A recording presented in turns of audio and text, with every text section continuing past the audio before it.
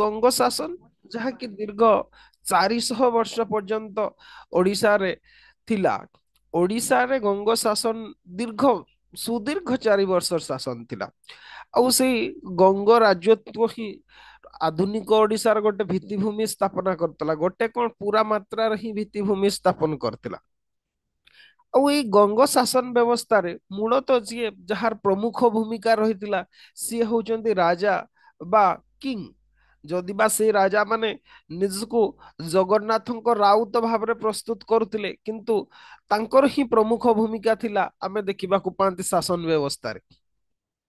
ହଁ, ଗୋଟେ କ୍ୱେଶ୍ଚେନ୍ ଆପଣଙ୍କର ଏଠି ନର୍ମାଲି ଆସେ ଯେ ଆମେ ଦେଖନ୍ତି ଶ୍ରୀମନ୍ଦିର ପରିଚାଳନାରେ ପ୍ରଶାସନରେ ପ୍ରାୟତଃ ସରକାରଙ୍କର ଭୂମିକା ଥାଏ। ସରକାରଙ୍କର ଭୂମିକା ଥାଏ କହିବାର ଅର୍ଥ ହଉଛି ସରକାରଙ୍କର ଇଣ୍ଟରଫିୟରାନ୍ସ ଥାଏ। ଆମେ ଦେଖନ୍ତି ଆଗରୁ ବି ଥିଲା, ଏବେ ବି ରହୁଛି ଆପଣଙ୍କର ମିନ୍ସ ଆପଣଙ୍କ ଯେମିତି ଯୋଉ କୌଣସି ଅଫିସର ଗଲେ କିମ୍ବା କୌଣସି ପ୍ରଶାସନିକ ଅଧିକାରୀ ବି ଗଲେ ଆପଣ ଦେଖନ୍ତି ତାଙ୍କ ପାଇଁ ପ୍ରୋଟୋକଲ ବ୍ୟବସ୍ଥା କରାହୁଏ। ସମସ୍ତଙ୍କ ପାଇଁ ନୁହଁ, ସମସ୍ତେ ସେଥିରେ ଇଣ୍ଟରେଷ୍ଟେଡ ବି ନୁହନ୍ତି, କିଛି କିଛି ବ୍ୟକ୍ତି ବିଶେଷ ସେମିତି ଅଛନ୍ତି। ମଝିରେ କାମିଆ ଜାନି ଇସ୍ୟୁ ହେଇଥିଲା, ଆପଣଙ୍କ ସିଏ ବି ଜାଣିଥିବେ। ମୋର ଏଗୁଡା କହିବାର ଅର୍ଥ ହଉଛି ଜଗନ୍ନାଥ ମନ୍ଦିର ପ୍ରଶାସନରେ ସରକାରଙ୍କର ଭୂମିକା ସବୁବେଳେ ଥାଏ। ଆଉ ୟାକୁ ନେଇକି ରିସେଣ୍ଟଲି ଗୋଟେ ପଡକାଷ୍ଟରେ ଗଜପତି ମହାରାଜଙ୍କୁ ପଚରା ଯାଇଥିଲା ଯେ ଗୋଟେ ଧର୍ମ ବେପାରରେ ସରକାରଙ୍କର କଣ ଭୂମିକା ରହିବା ଜରୁରୀ କି? ଆପଣଙ୍କର ଗଜପତି ମହାରାଜ ସିଏ ଜବାବ ଦେଇଥିଲେ ଏଇଆ ଯେ ଯେହେତୁ ଅ, ଶ୍ରୀମନ୍ଦିର ଗୋଟେ ବହୁତ ବଡ ସଂସ୍ଥାନ, ଏତେ ବଡ ସଂସ୍ଥାନ, ଏତେ ଜଣ ପୂଜାରୀ କର୍ମଚାରୀ, ଏତେ ସବୁ ବ୍ୟବସ୍ଥା ଅଛି, କୌଣସି ଧର୍ମୀୟ ସଂଗଠନ ବା କୌଣସି ପ୍ରାଇଭେଟ ବଡି ମନ୍ଦିରର ପରିଚାଳନା କରିପାରିବେ ନାହିଁ।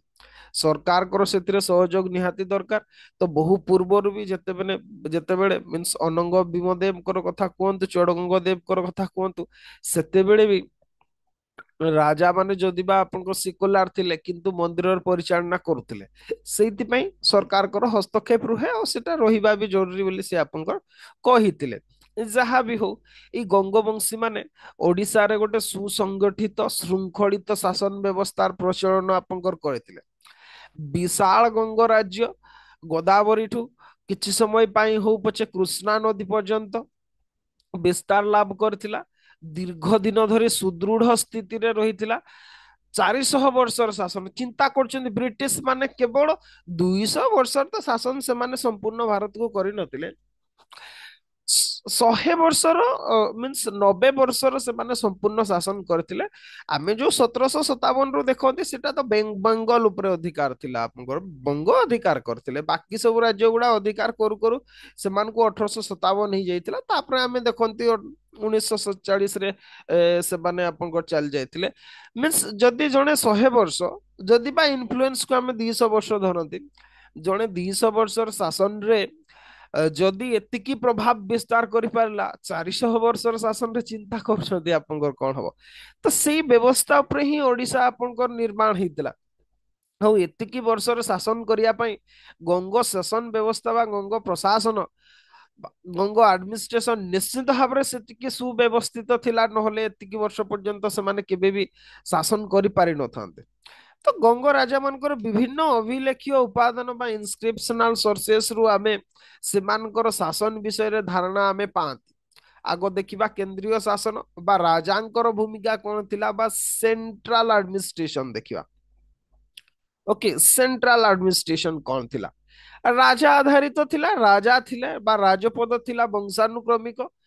ରାଜ୍ୟର ଆପଣଙ୍କ ରାଜାଙ୍କର ଜ୍ୟେଷ୍ଠ ପୁତ୍ର ପାଇଁ ଉଦ୍ଦିଷ୍ଟ ଥିଲା, ଆଉ ଏଇଟା ଗଙ୍ଗ ମାନେ ପୁରା ହିଁ ଫଲୋ କରିଥିଲେ। ଆପଣ ଜାଣିକି ଆଶ୍ଚର୍ଯ୍ୟ ହେବେ, ଗଙ୍ଗବଂଶୀ ଶାସନରେ କେବେ ବି ରାଜ ବିଦ୍ରୋହ ହେଇନଥିଲା, ମାନେ ରାଜ ପରିବାରରେ ବିଶୃଙ୍ଖଳା କେବେ ବି ହେଇନଥିଲା।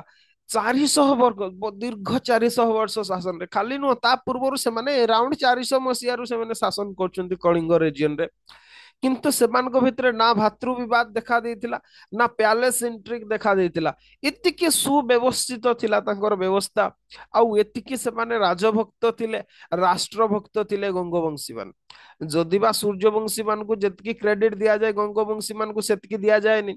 କିନ୍ତୁ ସତ କହିଲେ ସୂର୍ଯ୍ୟବଂଶୀ ମାନଙ୍କର କଣ୍ଟ୍ରିବ୍ୟୁସନ ଓଡିଶା ପାଇଁ ବିଶେଷ ନଥିଲା। ଯଦିବା ତାଙ୍କ ସମୟରେ ସାହିତ୍ୟର ବିକାଶ ବିଶେଷ ହେଇଥିଲା, କିନ୍ତୁ ନା ସେତିକି ବିନିର୍ମାଣ ହେଇଥିଲା, ନା କିମ୍ବା ଅନ୍ୟ କୌଣସି ଆମେ ଦେଖିବାକୁ ପାଆନ୍ତି। ଯଦିବା ରାଜ୍ୟ ବିସ୍ତାର ହେଇଥିଲା, ଯୁଦ୍ଧଖୋର ମନୋବୃତ୍ତିର ସେମାନେ ଥିଲେ, କିନ୍ତୁ ଗୋଟେ ସୁବ୍ୟବସ୍ଥିତ ଶାସନ ବ୍ୟବସ୍ଥା ପ୍ରଚଳନ କରିବାରେ ସେମାନଙ୍କର ବିଶେଷ ଭୂମିକା ନଥିଲା।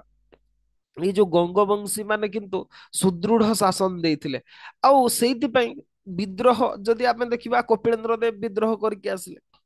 କପିଳେନ୍ଦ୍ର ଦେବଙ୍କ ବିଷୟରେ ପଢିବା ଯଦି ଆଜି ସମୟ ହବ। ତାପରେ ପୁରୁଷୋତ୍ତମ ଦେବ ଆସିଲେ, ସିଏ ବି ବିଦ୍ରୋହ କରିକି ଆସିଲେ। ବିଦ୍ରୋହ ତ ନୁହଁ ଆପଣଙ୍କର, ତାଙ୍କ ସମୟରେ ଭାତୃ ବିବାଦ ଦେଖା ଦେଇଥିଲା। କପିଳେନ୍ଦ୍ର ଦେବ କଣ କରିଥିଲେ କି, ତାଙ୍କର ଯୋଉ ଫୁଲ ବିବାହ, ତାଙ୍କର ପାଟ ରାଣୀଙ୍କର ଯିଏ ପୁଅ ଥିଲେ, ତାଙ୍କର ଜ୍ୟେଷ୍ଠ ପୁତ୍ର ହମିର ଦେବ ଯିଏ କି କପିଳେନ୍ଦ୍ର ଦେବଙ୍କର ରାଜ୍ୟ ବିସ୍ତାର କାବେରୀ ନଦୀ ପର୍ଯ୍ୟନ୍ତ କରିଥିଲେ, ସେ ହମିର ଦେବ କରିଥିଲେ। କପିଳେନ୍ଦ୍ର ଦେବ ରାଜା ଥିଲେ, କିନ୍ତୁ ସେନାପତି ଭାବରେ ଯିଏ ନେତୃତ୍ୱ ନେଇକି ଆପଣଙ୍କର କାବେରୀ ନଦୀ ପର୍ଯ୍ୟନ୍ତ ଯାଇଥିଲେ, ସିଏ ହଉଛନ୍ତି ହମିର ଦେବ, କପିଳେନ୍ଦ୍ର ଦେବଙ୍କର ଜ୍ୟେଷ୍ଠ ପୁତ୍ର। ତାଙ୍କୁ ରାଜା କରିବା ବଦଳରେ, ଯାହାର କି ପ୍ରଶାସନରେ ବି ଦକ୍ଷତା ଥିଲା, ସିଏ ଜଣେ ରଣକୁଶଳୀ ବି ଆପଣଙ୍କର ସେନାପତି ଥିଲେ, ତାଙ୍କୁ ତାଙ୍କ ବଦଳରେ ତାଙ୍କର ସବୁଠୁ କନିଷ୍ଠ ପୁତ୍ର ଯିଏ ଥିଲେ, ଯିଏ କି ତାଙ୍କ ସ୍ତ୍ରୀ ବି ନୁହଁ, ଜଣେ ରକ୍ଷିତା କହିପାରିବା, ସେଗୁଡାକୁ ଫୁଲ ବିବାହୀ ବୋଲି କହନ୍ତି, ତାଙ୍କ ରାଣୀଙ୍କ ପୁତ୍ର ପୁରୁଷୋତ୍ତମ ଦେବଙ୍କୁ ରାଜା ଭାବରେ ଘୋଷଣା କରିଥିଲେ କପିଳେନ୍ଦ୍ର ଦେବ। ଯୋଉଥିପାଇଁ କି ହମିର ଦେବ ଆଉ ପୁରୁଷୋତ୍ତମ ଦେବଙ୍କ ଭିତରେ ପାଖାପାଖି ଆମେ 5-6 ବର୍ଷର ଆମେ ଭାତୃ ବିବାଦ ଦେଖିବାକୁ ପାଆନ୍ତି। ଯଦି ବା ଶେଷରେ ପୁରୁଷୋତ୍ତମ ଦେବ ବିଜୟୀ ହେଇଥିଲେ। କଣ ପାଇଁ ନା, ବ୍ରାହ୍ମଣ ମାନଙ୍କର ଆଉ ରାଜ ପରିବାର ସମର୍ଥନ ତାଙ୍କ ପ୍ରତି ବିଶେଷ ଭାବରେ ଥିଲା। ତାଙ୍କ ପରବର୍ତ୍ତୀ ପର୍ଯ୍ୟାୟରେ ପ୍ରତାପ ରୁଦ୍ର ଦେବ ଆସନ୍ତି। ତାଙ୍କ ପରବର୍ତ୍ତୀ ସମୟରେ ତ କେବଳ ପ୍ୟାଲେସ ଇଣ୍ଟ୍ରିଗ ଦେଖନ୍ତି, କେବଳ ହତ୍ୟା, ଯେମିତି ମୁସଲିମ ଶାସନରେ ମୁଗଲ ମାନଙ୍କର, ସୁଲତାନେଟ ମାନଙ୍କର ଯେମିତି ଆମେ ହତ୍ୟା ଦେଖନ୍ତି, ଏଠି ସେଇ ପ୍ରକାର ହିଁ ଓଡିଶାରେ ଦେଖନ୍ତି।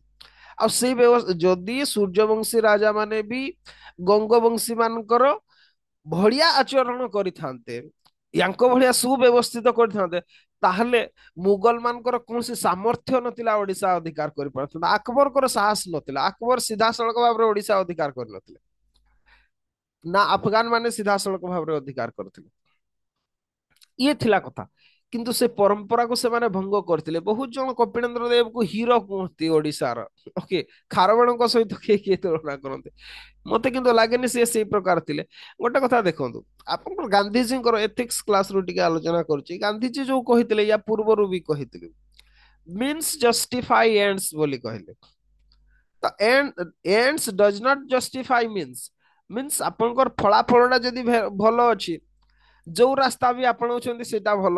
ଗାନ୍ଧିଜୀ ଏଟାକୁ ମନା କରିଥିଲେ। ଗାନ୍ଧିଜୀ କହିଲେ ଯେ ଆପଣଙ୍କର ମାର୍ଗଟା ସଠିକ ହେବା ଦରକାର, କେବଳ ଲକ୍ଷ୍ୟ ସଠିକ ଅଛି ତାହା ନୁହଁ, ଆପଣ ଯୋଉ ରାସ୍ତାରେ ଯାଉଛନ୍ତି ସେଟା ବି ସଠିକ ହେବା ଦରକାର। ତାହେଲେ ହିଁ ଲକ୍ଷ୍ୟ ପ୍ରାପ୍ତିଟା ଆପଣଙ୍କର ସୁଦୂର ପ୍ରସାରୀ ହେବ।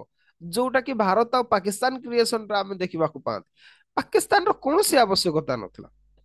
ଆଜି ପାକିସ୍ତାନ ଗୋଟେ ଫେଲ୍ଡ ଷ୍ଟେଟ। ଓକେ, ସେମାନେ ଏବେ ସୁଦ୍ଧା ବି ଜାଣିପାରିଲେନି ଯେ ସେମାନେ ଆକ୍ଚୁଆଲି ତାଙ୍କର ନ୍ୟାସନାଲିଜିମ ଏବେ ବି ଆସିପାରିଲାନି।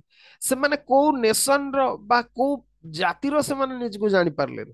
ଆମେ ଆମେ ଭାରତୀୟ ଜାତି, ଆମେ ନିଜକୁ ଭାରତୀୟ ବୋଲି କହୁଛନ୍ତି, କିନ୍ତୁ ସେମାନେ ସେ କଥାଟା ଏବେ ସୁଦ୍ଧା ବି କରିପାରିଲେ ନାହିଁ। କଣ ପାଇଁ ଜାଣିଛନ୍ତି? ତାଙ୍କର ଯୋଉ ମାଧ୍ୟମ ଥିଲା, ଯୋଉ ପ୍ରକାର ଗଣସଂହାର କରିକି ଡାଇରେକ୍ଟ ଆକ୍ସନ ଡେ କରିକି ସେମାନେ ଆପଣଙ୍କର ପାକିସ୍ତାନ ନେଇଥିଲେ, ସେଇଟା ଆପଣଙ୍କର ଅ ଜମାରୁ ବି ସେ ମାଧ୍ୟମଟା ଠିକ ନଥିଲା, ସେ ମାର୍ଗଟା ଠିକ ନଥିଲା, ଯୋଉଥିପାଇଁ ଆଜି ଫେଲ୍ଡ ଷ୍ଟେଟ ସିଏ। କିନ୍ତୁ ଭାରତ ଗୋଟେ ଆଜି ସକ୍ସେସଫୁଲ ଷ୍ଟେଟ। ଆମେ ଯଦି ବା ଲେଟ୍ ଡେଭଲପମେଣ୍ଟ କରୁଛନ୍ତି, କଣ ପାଇଁ ନା ଆମେ ଡେମୋକ୍ରାସିରେ ଅଛନ୍ତି, ଆମେ କୌଣସି ଅଟୋକ୍ରାସିରେ ଚାଇନା ଭଳିଆ ନାହାନ୍ତି। ଆମର ଏଠି ଆମେ ସରକାରକୁ କ୍ରିଟିସିଜମ କରିବାର ଅଧିକାର ଅଛି, ଆମର ସବୁ କିଛି ଅଧିକାର ଅଛି, ଆମେ ପାଇଛନ୍ତି ତାକୁ। ଆମେ ଫ୍ରିଡମକୁ ଆମେ ବିଶେଷ ଭାବରେ ଏନ୍ଜୟ କରିଛନ୍ତି in comparison with the people of China. ତ ସେଇ ହିସାବରେ ଆମେ ଯଦି ବା ଟିକେ ସ୍ଲୋ ଡେଭଲପମେଣ୍ଟ କରୁଛନ୍ତି, କିନ୍ତୁ ଷ୍ଟିଲ୍ ଆମେ ଶାନ୍ତିରେ ଅଛନ୍ତି। ଓକେ, ଆମକୁ ଆଜି ପୃଥିବୀରେ ସମ୍ମାନ କରୁଛନ୍ତି, ବିଶ୍ୱରେ ସମ୍ମାନ କରାଯାଉଛି।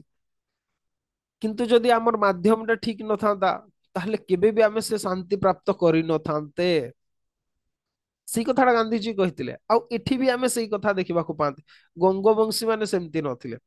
ଗଙ୍ଗବଂଶୀ ମାନେ ଗୋଟେ ରୁଲସ ରେଗୁଲେସନ ରେ ଯାଉଥିଲେ, ଆଉ ସେମାନେ ଧର୍ମକୁ ହିଁ ଗୁରୁତ୍ୱ ଦଉଥିଲେ, ଯାହାକୁ କି ସୂର୍ଯ୍ୟବଂଶୀ ମାନେ ଗୁରୁତ୍ୱ ଦେଇ ନଥିଲେ। ଫଳତଃ ओडिशा साम्राज्यर पतन ही जाइतिला आपनकर आसीबा याकर मीन शासन व्यवस्था सुव्यवस्थित थिला राजपद वंशानुक्रमिक थिला ସେଥିରେ ज्येष्ठ पुत्र ପାଇଁ उद्दिष्ट थिला ଆମେ ତ ଦେଖିଲେ ଚୋଡଗଙ୍ଗ ଦେବଙ୍କର 4 ଜଣ ପୁଅ ଆପଣଙ୍କର କ୍ରମାନ୍ୱୟରେ ସେମାନେ ଶାସନ କରିଛନ୍ତି ବଡ ଭାଇ କଲେ ତାପରେ ତା ଛୋଟ ଭାଇ ତାପରେ ତା ଛୋଟ ଭାଇ ତାପରେ ତା ଛୋଟ ଭାଇ 4 ଜଣ ସେଇ 4 ଜଣ ପୁଣି ଆପଣଙ୍କର 4 ଜଣ ମାଙ୍କର ସନ୍ତାନ ଜଣେ ମାଙ୍କର ସନ୍ତାନ ନୁହନ୍ତି ଜାଣିପାରୁଛନ୍ତି କେମିତି ମା ଅଲଗା ଅଲଗା ଥିଲେ ବି ଯେମିତି ରାମ ଲକ୍ଷ୍ମଣ ଆପଣଙ୍କର ବା ରାମ ଭରତ ଶତ୍ରୁଘ୍ନ ଅଲଗା ଅଲଗା ମା ର ସନ୍ତାନ ହେଇଥିଲେ ବି ତାଙ୍କ ଭିତରେ ଯୋଉ ଭାତୃଭାବ ଦେଖିଛନ୍ତି ଆମ ରାମାୟଣରେ ବୋଧ ହୁଏ ଚଡଗଙ୍ଗ ଦେବଙ୍କର ପୁଅ ମାନେ ବି ସେଇ ତାକୁ ଅନୁସରଣ କରୁଥିଲେ ଯାହା ବି ହଉ ଗଙ୍ଗ ଶାସନରେ ସିଂହାସନ ପାଇଁ ଭାତୃଯୁଦ୍ଧ ଆମେ କେବେ ବି ଲକ୍ଷ୍ୟ କରନ୍ତିନି ଆଉ ଏଗୁଡା ସବୁ ଏକ୍ସାମ ରେ ଲେଖିବେ ଓକେ ଖାଲି ନୁହଁ ଏକ୍ସାମ ରେ ଲେଖିବାକୁ ପଡିବ ଏଗୁଡାକୁ ସବୁ ତା ଛଡା ଆମେ ଆହୁରି ବି ଗୋଟେ ଜିନିଷ ଦେଖିଲେ ଯେତେବେଳେ ଜଣେ ନାବାଳକ ଆପଣଙ୍କର ଶାସନ କ୍ଷେତ୍ରକୁ ଆସୁଥିଲା ସେତେବେଳେ ଆପଣଙ୍କର ଜଣେ ପ୍ରତିନିଧି ଆମେ ଦାୟିତ୍ୱ ନିର୍ବାହ କରୁଥିବାର ଆମେ ଦେଖିବାକୁ ପାଆନ୍ତି ଯେମିତିକି ନରହରି ତୀର୍ଥ ପ୍ରଥମ ଭାନୁଦେବଙ୍କର ରାଜ ପ୍ରତିନିଧି ଭାବରେ କାର୍ଯ୍ୟ କରୁଥିଲେ ଆମେ ପୂର୍ବ କ୍ଲାସରେ ଡିସ୍କସନ କରିଥିଲେ ଏ ବିଷୟରେ ଯାହା ବି ହଉ ଶାସନ ବ୍ୟବସ୍ଥାରେ ଯୁବରାଜ ଥିଲେ ଗୋଟେ ସମ୍ମାନ ଜନକ ରାଜକୀୟ ସ୍ଥିତିରେ ଥିଲେ ଯୁବରାଜ ରାଜାଙ୍କ ତଳକୁ ଆପଣଙ୍କର ଜଷ୍ଟ ନେଟୱାର୍କ ଇରର ଦେଖାଉଛି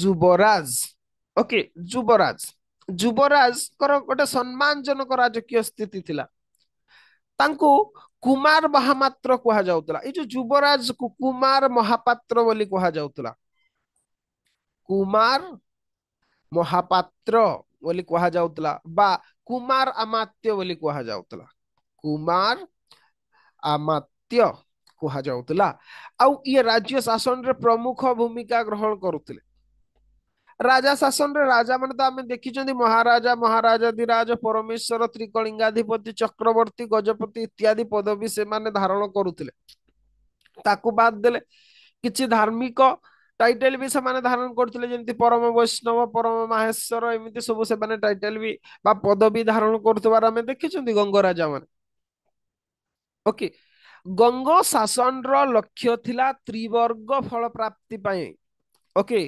ତ୍ରିବର୍ଗ ଫଳ ପ୍ରାପ୍ତି କରିବା ଗଙ୍ଗ ଶାସନର ଲକ୍ଷ୍ୟ ଥିଲା ଧର୍ମ ଅର୍ଥ ମୋକ୍ଷ ଆପଣଙ୍କର ମୁଁ କହିବେ ଆପଣ କହିବେ ଇଏ ତ ଚତୁର୍ବର୍ଗ କଥା ଅଛି ଓକେ ଆପଣଙ୍କ ଚତୁର୍ବର୍ଗ ଧର୍ମ ଅର୍ଥ କାମ ମୋକ୍ଷ ଏମାନେ କାମକୁ ଗୁରୁତ୍ୱ ଦଉନଥିଲେ ସେଇଥିପାଇଁ ଏଟାକୁ ଲେଖିବେ ଏକ୍ସାମ ରେ ଓକେ ଆପଣଙ୍କର ତ୍ରିବର୍ଗ ଫଳ ପ୍ରାପ୍ତି କରିବା ୟାଙ୍କର ଉଦ୍ଦେଶ୍ୟ ଥିଲା ୟାଙ୍କ ରାଜ୍ୟ ଶାସନର ଲକ୍ଷ୍ୟ ଥିଲା ତ୍ରିବର୍ଗ ଫଳ ଆପଣଙ୍କର ଧର୍ମ ଅର୍ଥ ଓ ମୋକ୍ଷ ପ୍ରାପ୍ତି କରିବା ୟାଙ୍କର ଲକ୍ଷ୍ୟ ଥିଲା କାମ ପ୍ରାପ୍ତି ୟାଙ୍କର ଉଦ୍ଦେଶ୍ୟ ନଥିଲା ଓକେ ନୀତି ଶାସ୍ତ୍ର ସ୍ମୃତି ଶାସ୍ତ୍ର ଅନୁସାରେ ମାନେ ତ୍ରିବର୍ଗ ଫଳ ପ୍ରାପ୍ତି ପାଇଁ ଶାସନର ତାଙ୍କର ମୂଳ ଲକ୍ଷ୍ୟ ଥିଲା ତ୍ରିବର୍ଗ ପ୍ରାପ୍ତି କରିବା ଧର୍ମ ଅର୍ଥ ଆଉ ମୋକ୍ଷ ପ୍ରାପ୍ତି କରିବା ଓକେ ରାଜାଙ୍କୁ ସାହାଯ୍ୟ କରିବା ପାଇଁ ବହୁତ ଆମାତ୍ୟ ମନ୍ତ୍ରୀ ମାନଙ୍କୁ ଆପଏଣ୍ଟମେଣ୍ଟ କରୁଥିଲେ ଏମାନେ ସେମାନେ ଭିନ୍ନ ଭିନ୍ନ ଟାଇଟେଲ ଧାରୀ ଥିଲେ ଯେମିତି କି ମନ୍ତ୍ରୀ ଥିଲେ ମନ୍ତ୍ରୀ ଟାଇଟେଲ ଧାରୀ ଓଡିଶାରେ ଏବେ ବି ରହୁଛନ୍ତି ସଚିବ ଥିଲେ ଆମାତ୍ୟ ଥିଲେ ପାତ୍ର ମହାପାତ୍ର ପ୍ରଧାନ ଏମିତି ସବୁ ଆପଣଙ୍କର ଯୋଉମାନେ ହାୟର ଅଫିସିଆଲ ଯୋଉମାନେ ମନ୍ତ୍ରୀ ସେକ୍ରେଟାରୀ ଯୋଉମାନେ ଥିଲେ ମିନିଷ୍ଟର ସେକ୍ରେଟାରୀ ଥିଲେ ସେମାନଙ୍କୁ ଏମିତି ପ୍ରକାର ପଦବୀରେ ଭୂଷିତ କରାଯାଉଥିଲା ମନ୍ତ୍ରୀ ସଚିବ ଆମାତ୍ୟ ପାତ୍ର ମହାପାତ୍ର ପ୍ରଧାନ ଇତ୍ୟାଦି ଆଉ ଆପଣ ଦେଖିବେ ଏଇ ପ୍ରଧାନ ଟାଇଟେଲ ଧାରୀ ବି ବହୁତ କାଷ୍ଟ ଅଛନ୍ତି ପାତ୍ର ଟାଇଟେଲ ଧାରୀ ବହୁତ କାଷ୍ଟ ଅଛନ୍ତି ମାନେ ଓଡିଶା କେତେ ଫ୍ଲେକ୍ସିବୁଲ ଥିଲା କାଷ୍ଟ ସିଷ୍ଟମରେ ମାନେ ଚିନ୍ତା କରନ୍ତୁ ଆପଣ ତାକୁ ବହୁତ ଇଜିଲି ଲକ୍ଷ୍ୟ କରିପାରିବେ ତା ଛଡା ତାକୁ ଯଦି ଆମେ ଦେଖିବା ଚଡଗଙ୍ଗ ଦେବଙ୍କର ଗୋଟେ ତେମ୍ବୁର ଫଳକ ଅଛି ସେ ତେମ୍ବୁର ଫଳକରେ ବିଭିନ୍ନ ପ୍ରକାର ଆପଣଙ୍କର ମନ୍ତ୍ରୀ ପୁରୋହିତ ସେନାପତି ଯୁବରାଜ ଦୌବାରିକ ଏଇଭଳିଆ 5 ଜଣ ଅଧିକାରୀଙ୍କ ବିଷୟରେ ଉଲ୍ଲେଖ ଅଛି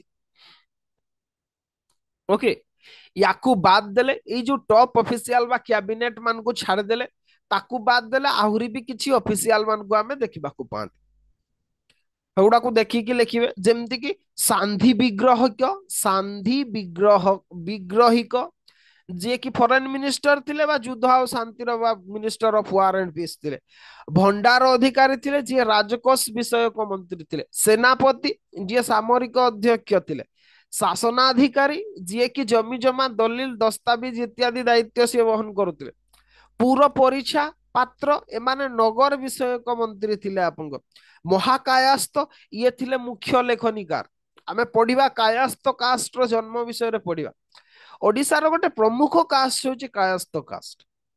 ଆଉ ତାର ଉଦ୍ଭବ ଓଡିଶାରେ ହେଇଥିଲା ଆପଣଙ୍କର, ଆମେ ଦେଖିବା ସେଗୁଡାକ। ଓଡିଶାରେ ଗୋଟେ ଟାଇଟେଲ ଧାରୀ ଅଛନ୍ତି, ମହାନ୍ତି ଟାଇଟେଲ ଧାରୀ ଅଛନ୍ତି। ମହାନ୍ତି ଟାଇଟେଲ ଧାରୀ ଆପଣଙ୍କର ଖଣ୍ଡାୟତ ବି ଅଛନ୍ତି, କରଣ ବି ଅଛନ୍ତି। ଆଉ ଗୋଟେ କଣ କାଷ୍ଟ ଅଛନ୍ତି, ସେମାନେ ବି ମହାନ୍ତି ଲେଖାନ୍ତି। ସେ ମହାନ୍ତି କାଷ୍ଟର ଓରିଜିନ ବି ହେଇଥିଲା ଏଇ ସମୟରେ, ଆମେ ତାକୁ ବି ଦେଖିବା, ଆଲୋଚନା କରିବା। ଆପଣଙ୍କର ମହାକାୟସ୍ତ ମୁଦ୍ରା ହସ୍ତ ଇଏ ହଉଛନ୍ତି ରାଜମୋହର ଦାୟିତ୍ୱଧାରୀ ଥିଲେ। ଯିଏ ମୁଦ୍ରା ହସ୍ତ ସିଏ ସବୁ ଷ୍ଟାମ୍ପ ମିନିଷ୍ଟର ଥିଲେ ବା ସିଲ ର ସିଏ ରକ୍ଷଣାବେକ୍ଷଣ କରୁଥିଲେ।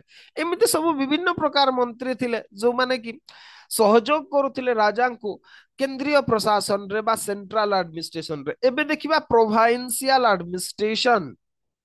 ପ୍ରୋଭାଇନ୍ସିଆଲ ଆଡମିନିଷ୍ଟ୍ରେସନ ବା ପ୍ରାଦେଶିକ ଶାସନ କଣ ଥିଲା? ପ୍ରାଦେଶିକ ଶାସନ କଣ ଥିଲା? କେନ୍ଦ୍ର ଶାସନ ବ୍ୟବସ୍ଥା ଭଳିଆ ଆପଣଙ୍କର ପ୍ରାଦେଶିକ ଶାସନ ବ୍ୟବସ୍ଥା ବି ସୁଶୃଙ୍ଖଳିତ ଥିଲା। ଆପଣଙ୍କ ସୁଶାସନର ପରିଚାଳନା ପାଇଁ ଗଙ୍ଗନରପତି ମାନେ ରାଜ୍ୟକୁ ବିଭିନ୍ନ ପ୍ରଶାସନିକ ବିଭାଜନରେ ବିଭକ୍ତ କରିଥିଲେ।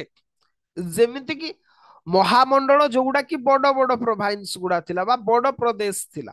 ମଣ୍ଡଳ ଦଣ୍ଡପାଟ ବା ପ୍ରଦେଶ ଏଗୁଡା ସବୁ ଛୋଟ ଛୋଟ ରାଜ୍ୟ ଗୁଡା ଥିଲା। ବିଷୟ ଇଏ ହଉଛି ଜିଲ୍ଲା ଆପଣଙ୍କର। ତାପରେ ପାଞ୍ଚାଳି ଯୋଉଟା କି ପାଞ୍ଚଟା ଗ୍ରାମର ପ୍ରଶାସନିକ ସମ୍ମିଶ୍ରଣ। ଭୋଗ ବା ଖଣ୍ଡ ଏଗୁଡା ବି ଥିଲା ଯୋଉଗୁଡା କି ତାଲୁକ ସହିତ ବା ତହସିଲ ସହିତ ଆମେ ତୁଳନା କରିପାରିବା। ତାପରେ ହଉଛି ଗ୍ରାମ, ଏଗୁଡା ସବୁ ଆପଣଙ୍କର ଆଡମିନିଷ୍ଟ୍ରେଟିଭ ଡିଭିଜନ ଥିଲା। ଆପଣ ଦିଟା ଜିନିଷ ମନେ ରଖନ୍ତୁ, ଗୋଟେ ହଉଛି ମହାମଣ୍ଡଳ। ଓକେ, ମହାମଣ୍ଡଳ ଇଏ ହଉଛି ଯୋଉଗୁଡା କି ବିଗ ପ୍ରୋଭାଇନ୍ସ ଗୁଡା। ଓକେ, ବଡ ଯେମିତି କି ଫର ଏକ୍ସାମ୍ପଲ ଆପଣଙ୍କର ଏବେ ମହାରାଷ୍ଟ୍ର ଆଉ ସିକିମକୁ କଣ ତୁଳନା କରାଯାଇପାରେ? ଓଡିଶା ଆଉ ଗୋଆକୁ କଣ ତୁଳନା କରାଯାଇପାରେ? ସିଏ ବି ଗୋଟେ ରାଜ୍ୟ, ଇଏ ବି ଗୋଟେ ରାଜ୍ୟ। ଆମେ ୟୁପି କୁ ବହୁତ ଇମ୍ପୋର୍ଟାନ୍ସ ଦିଆଯାଉଛି ଆପଣଙ୍କର ଭାରତୀୟ ଯୋଉ ରାଜ୍ୟ ବ୍ୟବସ୍ଥାରେ ୟୁପି କୁ ବହୁତ ମାନେ କଣ ଇମ୍ପୋର୍ଟାନ୍ସ ଦିଆଯାଏ। କଣ ପାଇଁ ନା ସେଠୁ 80ଟା ଆପଣଙ୍କର ସିଟ୍ ଆସେ ଲୋକସଭାକୁ। ତ ସେଇଥିପାଇଁ ଗୋଟେ ବଡ ରାଜ୍ୟର ଯୋଉ ଭୂମିକା ଆପଣ ଗୋଟେ ଛୋଟ ରାଜ୍ୟର ସେଇଆ ନୁହଁ। ଓକେ, ଏଗୁଡା ମହାମଣ୍ଡଳ କୁହାଯାଉଥିଲା। ତା ତଳକୁ ଯଦି କହିବା ମଣ୍ଡଳ ଥିଲା। ଏଇ ମଣ୍ଡଳ ଗୁଡାକୁ ଦଣ୍ଡପାଟ ବୋଲି ବି କୁହାଯାଉଥିଲା। ଯେମିତି କଳିଙ୍ଗ ଦଣ୍ଡପାଟ ତାକୁ ବାଦ ଦେଲେ ଏଗୁଡାକୁ ପ୍ରଦେଶ ବୋଲି ବି କୁହାଯାଉଥିଲା। ତା ତଳକୁ ଥିଲା ବିଷୟ। ବିଷୟ କହିଲେ ଜିଲ୍ଲା। ବର୍ତ୍ତମାନ ସେଗୁଡାକୁ ଜିଲ୍ଲା ବୋଲି କୁହାଯାଉଛି। ବିଷୟ ହଉଛି ଜିଲ୍ଲା। ତା ତଳକୁ ଥିଲା ଖଣ୍ଡ। ଖଣ୍ଡ କହିଲେ ସବ ଡିଭିଜନ। ତା ତଳକୁ ଥିଲା ଗ୍ରାମ। ଗ୍ରାମ ତା ତଳକୁ ଥିଲା ଆପଣଙ୍କର ଗ୍ରାମ। ହଁ, ସେଇ ଭିତରେ ଆଉ ଗୋଟେ ବି ଥିଲା, ସିଏ ହଉଛି ପାଞ୍ଚାଳି ବୋଲି କୁହାଯାଉଥିଲା। ଏଗୁଡା ଯୋଉଟା ପ୍ରମୁଖ ଗାଁ ଗୁଡା ଯୋଉଗୁଡା କି ଆପଣଙ୍କ ସ୍ପେଶିଆଲ ଆଡମିନିଷ୍ଟ୍ରେସନ, ଯେମିତି ଏବେ ୟୁନିୟନ ଟେରିଟୋରୀ ରହୁଛି, ଏକ୍ଜାକ୍ଟଲି ସେଇ ପ୍ରକାର କିଛି କିଛି ଗାଁ ଯୋଉଗୁଡା ବହୁତ ହିଁ ମାନେ ପ୍ରଶାସନିକ ଇମ୍ପୋର୍ଟାନ୍ସ ଥିଲା, ସେଗୁଡାକୁ ଚାରି ପାଞ୍ଚଟା ଲେଖା ଗାଁକୁ ମିଶେଇକି ଗୋଟେ ସ୍ପେଶିଆଲ ଆପଣଙ୍କର ୟୁନିଟ କରାଯାଉଥିଲା, ଯୋଉଗୁଡାକୁ ପାଞ୍ଚାଳି ବୋଲି ଆପଣଙ୍କୁ କୁହାଯାଉଥିଲା। ବୁଝିପାରିଲେ କେମିତି ଭାବରେ ସେତେବେଳେ ପ୍ରଶାସନିକ ପରିଚାଳନା ହଉଥିଲା ଆପଣଙ୍କର ପ୍ରଦେଶ ସ୍ତରରେ ବା ପ୍ରୋଭାଇନ୍ସିଆଲ ଲେଭେଲରେ? ଆମେ ଯଦି କହିବା ବିଭିନ୍ନ ପ୍ରକାର ବହୁତ ଗୁଡାଏ ବିଷୟ ବା ଜିଲ୍ଲା କଥା ଆମେ ଲେଖା ହେଇଥିବାର ଦେଖିବାକୁ ପାଆନ୍ତି ଗଙ୍ଗ ଇନସ୍କ୍ରିପସନ ଗୁଡାରେ। ଯେମିତି ଅନ୍ତରୁଦ ବିଷୟ, ପଞ୍ଚପାତ୍ର ବିଷୟ, କଣ୍ଟକବର୍ତ୍ତିନୀ ବିଷୟ, ପୁଷ୍କରିଣୀ ବିଷୟ, ବରାହବର୍ତ୍ତିନୀ ବିଷୟ, ଏମିତି ବିଷୟରେ ଲେଖା ହେଇଛି।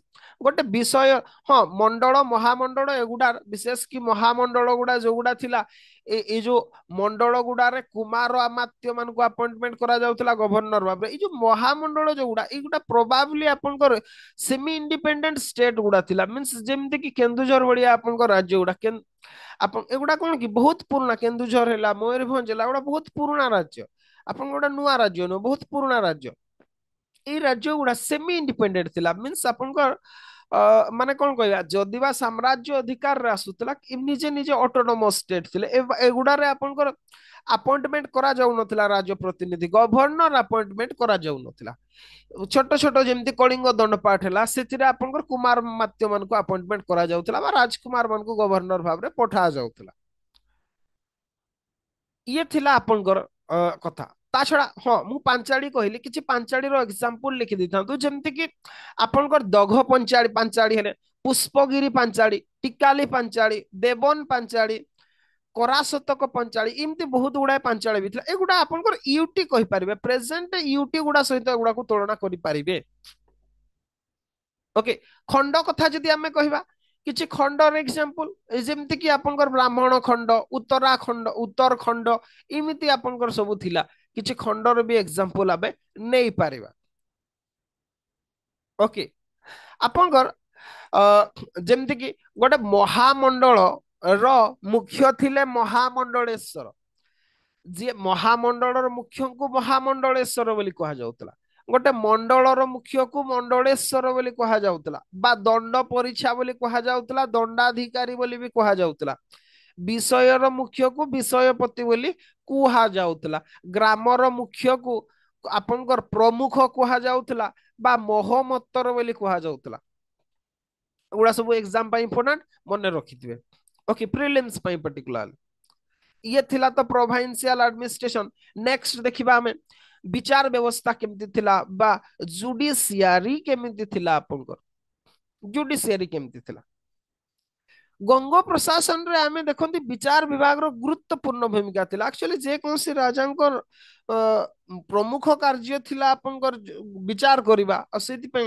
ଜୁଡିସିଆରିକୁ ବହୁତ ଗୁରୁତ୍ୱ ଦିଆଯାଉଥିଲା ରାଜା ବିଚାର ବ୍ୟବସ୍ଥାର ମୁଖ୍ୟ ଥିଲେ ସିଏ ହଉଛନ୍ତି ଆପଣଙ୍କର ଯଦି କହିବା ଚିଫ ଜଜ ଥିଲେ ବା ଚିଫ ଜଷ୍ଟିସ ଥିଲେ ହଁ ଚିଫ ଜଷ୍ଟିସ ଥିଲେ ଯେ ସିଏ ନିଜ ଇଚ୍ଛାରେ ଶାସନ କରିପାରୁନଥିଲେ ପୂର୍ବ ରାଜା ମାନଙ୍କ ସମୟରେ ସେମାନେ ନିଜ ଇଚ୍ଛାରେ ଯାହା ତାକୁ ଫାଶୀ ଦେଇଦେ ଶୋଳି ଦେଇଦେ ଏଇ ପ୍ରକାର ବ୍ୟବସ୍ଥା ନଥିଲା ଆପଣଙ୍କର ସେଗୁଡା ପରବର୍ତ୍ତୀ ସମୟରେ ଆମେ ମଧ୍ୟଯୁଗୀୟ ସମୟରେ ଇସଲାମ ମିକ୍ସ ଷ୍ଟେଟ ଯେତେବେଳେ ହେଲା ସେ ସମୟରେ ଦେଖିବାକୁ ପାଆନ୍ତି ଯଦି ବା ସେ ସମୟରେ ବି ସେମାନେ ବି ସାରିୟତ ହିସାବରେ ଆପଣଙ୍କର କ୍ଲର୍ଜି ମାନଙ୍କର ଏକ୍ସାମ୍ପଲ ନେଇକି କରୁଥିଲେ କିନ୍ତୁ ବହୁତ ସମୟରେ ନିଜେ ନିଜେ ବି ଆପଣଙ୍କ ସେଲ୍ଫ ଡିସିସନ ନେଇଯାଉଥିବାର ଆମେ ଦେଖିବାକୁ ପାଆନ୍ତି କିନ୍ତୁ ଏଠି ସେମିତି ହଉନଥିଲା ସ୍ମୃତି ଧର୍ମଶାସ୍ତ୍ରରେ ଯୋଉ ଲିଖିତ ଥିଲା ନିୟମ ସେଇ ନିୟମ ହିସାବରେ ବିଚାର କରୁଥିଲେ ରାଜାଙ୍କର ପ୍ରଥମ ମୌଳିକ କର୍ତ୍ତବ୍ୟ ଥିଲା ସାମାଜିକ ବ୍ୟବସ୍ଥାକୁ ଠିକ ରଖିବା ଆଉ ଯିଏ ଭୁଲ କର୍ମ କରୁଥିଲେ ତାଙ୍କୁ ଦଣ୍ଡ ପ୍ରଦାନ କରିବା ତାଙ୍କର ମୂଳ କର୍ତ୍ତବ୍ୟ ଥିଲା ରାଜା ଯଦି ଅନ୍ୟତ୍ର ବ୍ୟସ୍ତ ଅଛନ୍ତି ତାହେଲେ ପ୍ରାଦ୍ବିବକ ବୋଲି ଜଣେ ରହୁଥିଲେ ଯିଏ କି ପ୍ରଧାନ ବିଚାରପତିର କାର୍ଯ୍ୟ ତୁଲଉଥିଲେ ଆପଣ ଲେଖିଦେଇଥାନ୍ତୁ ଏଟାକୁ ଓକେ ପ୍ରାଦ୍ବିବକ ଇ ପ୍ରାଦ୍ବିବକ ଯିଏ ଥିଲେ ଇଏ ମୁଖ୍ୟ ବିଚାରପତି ଭାବରେ କାର୍ଯ୍ୟ ତୁଲଉଥିଲେ ଗ୍ରାମାଞ୍ଚଳରେ ନାୟକ ମାନେ ବିଚାରକର୍ତ୍ତା ଥିଲେ ଆପଣଙ୍କର ତାକୁ ବାଦ ଦେଲେ ବିଭିନ୍ନ ପ୍ରକାର ନ୍ୟାୟ ଅନୁଷ୍ଠାନ ଆମେ ଦେଖିବାକୁ ପାଆନ୍ତି ଇଣ୍ଡିଆରେ ଏମିତି ତ ପ୍ରତ୍ୟେକ ଗାଁରେ ବୋଧେ ଗାଁ କମିଟି ବି ଆମର ବିଚାର କରିଦିଅନ୍ତି ବହୁତ ଗୁଡେ ଫଇସଲା ଯେମିତି ଗ୍ରାମ ହେଲା ପୌର ହେଲେ ଗଣ ହେଲେ ଶ୍ରେଣୀ କୂଳ ବର୍ଗ ନିଯୁକ୍ତ ଏଇଗୁଡା ବି ସବୁ ବିଚାର ଅନୁଷ୍ଠାନ ଆମେ ଏମିତି ପ୍ରକାର ବି ଦେଖିବା ପାଇଁ ପାଆନ୍ତି ଓକେ ତ ଜୁଡିସିଆରି ବ୍ୟବସ୍ଥା ସୁବ୍ୟବସ୍ଥିତ ଥିଲା ବୋଲି ଆମେ କହିପାରିବା ତାଙ୍କର ପରବର୍ତ୍ତୀ ଆପଣଙ୍କର ଜୁଡିସିଆରି ପରେ ଆମେ ସାମରିକ ବ୍ୟବସ୍ଥା ଦେଖିବା ବା ମିଲିଟାରୀ ଆଡମିନିଷ୍ଟ୍ରେସନ ଦେଖିବା ମିଲିଟାରୀ ଆଡମିନିଷ୍ଟ୍ରେସନ କଣ ଥିଲା ଓକେ ଗଙ୍ଗ ସାମରିକ ବାହିନୀରେ ସ୍ଥାୟୀ ସୈନ୍ୟ କୁହାଯାଉଥିଲା ଯୋଉମାନେ ଥିଲେ ସେମାନଙ୍କୁ ଆପଣଙ୍କର ଚାଟ ବୋଲି କୁହାଯାଉଥିଲା ଆଚ୍ଛା ଏଟାକୁ ମୁଁ ଇରେଜ କରିଦଉଛି ବେଟର ହବ ଆପଣଙ୍କର ମିଲିଟାରୀ ଆଡମିନିଷ୍ଟ୍ରେସନ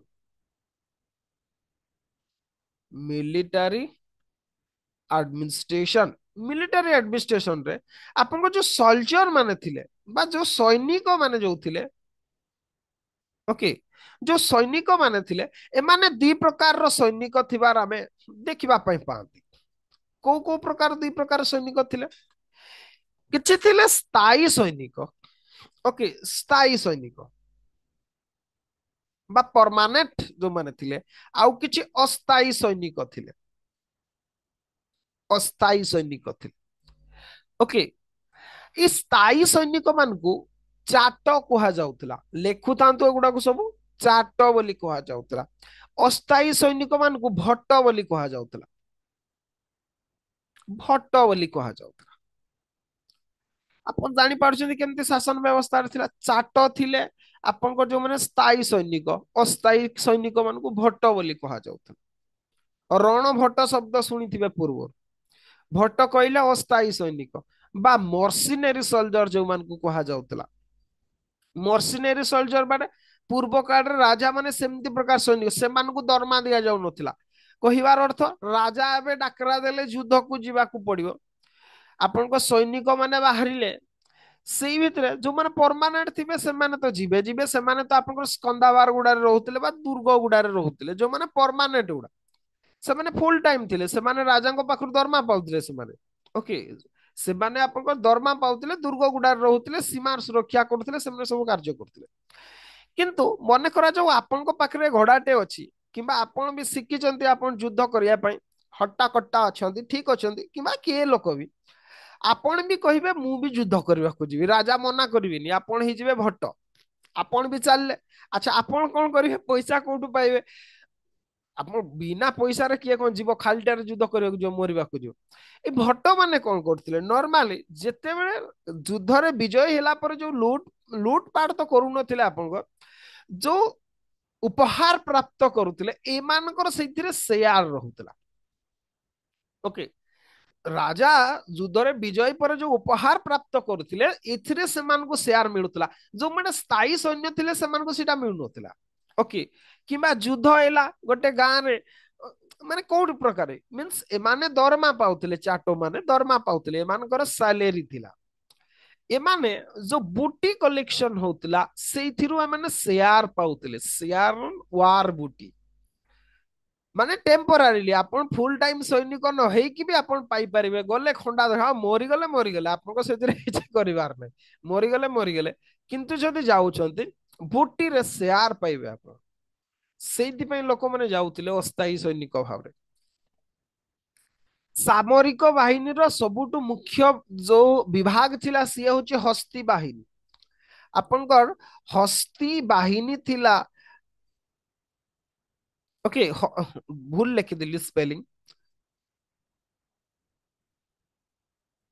ବାହିନୀ ହସ୍ତି ବାହିନୀ ଥିଲା ସାମରିକ ବାହିନୀର ସବୁଠୁ ମୁଖ୍ୟ ବିଭାଗ ଆଉ ହସ୍ତି ମାନଙ୍କୁ ଯୁଦ୍ଧ ପାଇଁ ଉପଯୁକ୍ତ ପ୍ରଶିକ୍ଷଣ ଦିଆଯାଉଥିଲା ତାକୁ ବାଦ ଦେଲେ ଅଶ୍ବ ବାହିନୀ ରଥ ବାହିନୀ ଆଉ ପଦାତିକ ଏମାନେ ବି ଥିଲେ ଆପଣଙ୍କର ଗଙ୍ଗ ଅଭିଲେଖ ଗୁଡାରେ ବିଭିନ୍ନ ପ୍ରକାର ମିଲିଟାରୀ ଅଫିସିଆଲ ମାନଙ୍କର ନାଁ ଲେଖା ହେଇଥିବାର ଦେଖିବାକୁ ପାଆନ୍ତି ଯେମିତି କି ସେନାନୀ ସେନାପତି ଆଚ୍ଛା ସେନାନୀ ଆଉ ସେନାପତି ଭିତରେ ଡିଫରେନ୍ସ କଣ ଜାଣିଛନ୍ତି ସେନାନୀ ଜଣେ ଥିଲେ ଆଉ ଜଣେ ହେଲେ ସେନାପତି सेनानी होचंती डिफेंस मिनिस्टर ये होचंती डिफेंस मिनिस्टर थिले होचंती सेनानी सेनापति होचंती कमांडर इन चीफ किंतु आमे जदि एंशिएंट इंडिया को फॉलो करबा सेतिरे सेनापति डिफेंस मिनिस्टर रहउतले मींस जदि मौर्य मानकर शासन व्यवस्था देखिबा सेनापति डिफेंस मिनिस्टर रहउतले सेनाध्यक्ष कमांडर इन चीफ रहउतले एठी टिके अलगा आमे देखो सेनानी होचंती डिफेंस मिनिस्टर सेनापति होचंती कमांडर इन चीफ ताकू बाद देले सेनाध्यक्ष सेनाध्यक्षेश्वर छामुपति दड़पति बाहिनीपति एमिति भी आमे उच्च पदस्थ सेना अधिकारी को देखिबा पई पांती ता छड़ा सबु जातिरु सैन्य नियुक्ति पाउथिले गंग सेना बाहिनी रे ओके जाति निर्विशेष रे गंग सेना बाहिनी रे शामिल करा जाउतला जोटा कि उत्तर भारत राजा माने करि पारि नथिले जोथि पे कि स्वाधीनता बजाय रखि पारि नथिले से माने सेही ब्राह्मण क्षत्रिय एमति सब खेलुथिले क्षत्रिय मान को बाद दे कि बाकी काहरी को भी आपनकर सैन्य बाहिनी रे जवा पे सुजोग दउ नथिले जोथि पे कि बर्बाद हे गेले ओडिसा रे सेमति नथिला ओडिसा रे सब जाति रु सैन्य नियुक्ति पाउथिले ओके गंग मानकर गंग मान को पाखरे से जाति प्रथा रिजिडिटी नथिला बा क्लिष्टता नथिला ओके ये थिला मिलिटरी एडमिनिस्ट्रेशन। एबे देखिबा रेवेन्यू एडमिनिस्ट्रेशन कौन थिला रेवेन्यू। अच्छा जस्ट टिके गोटे सेकंड।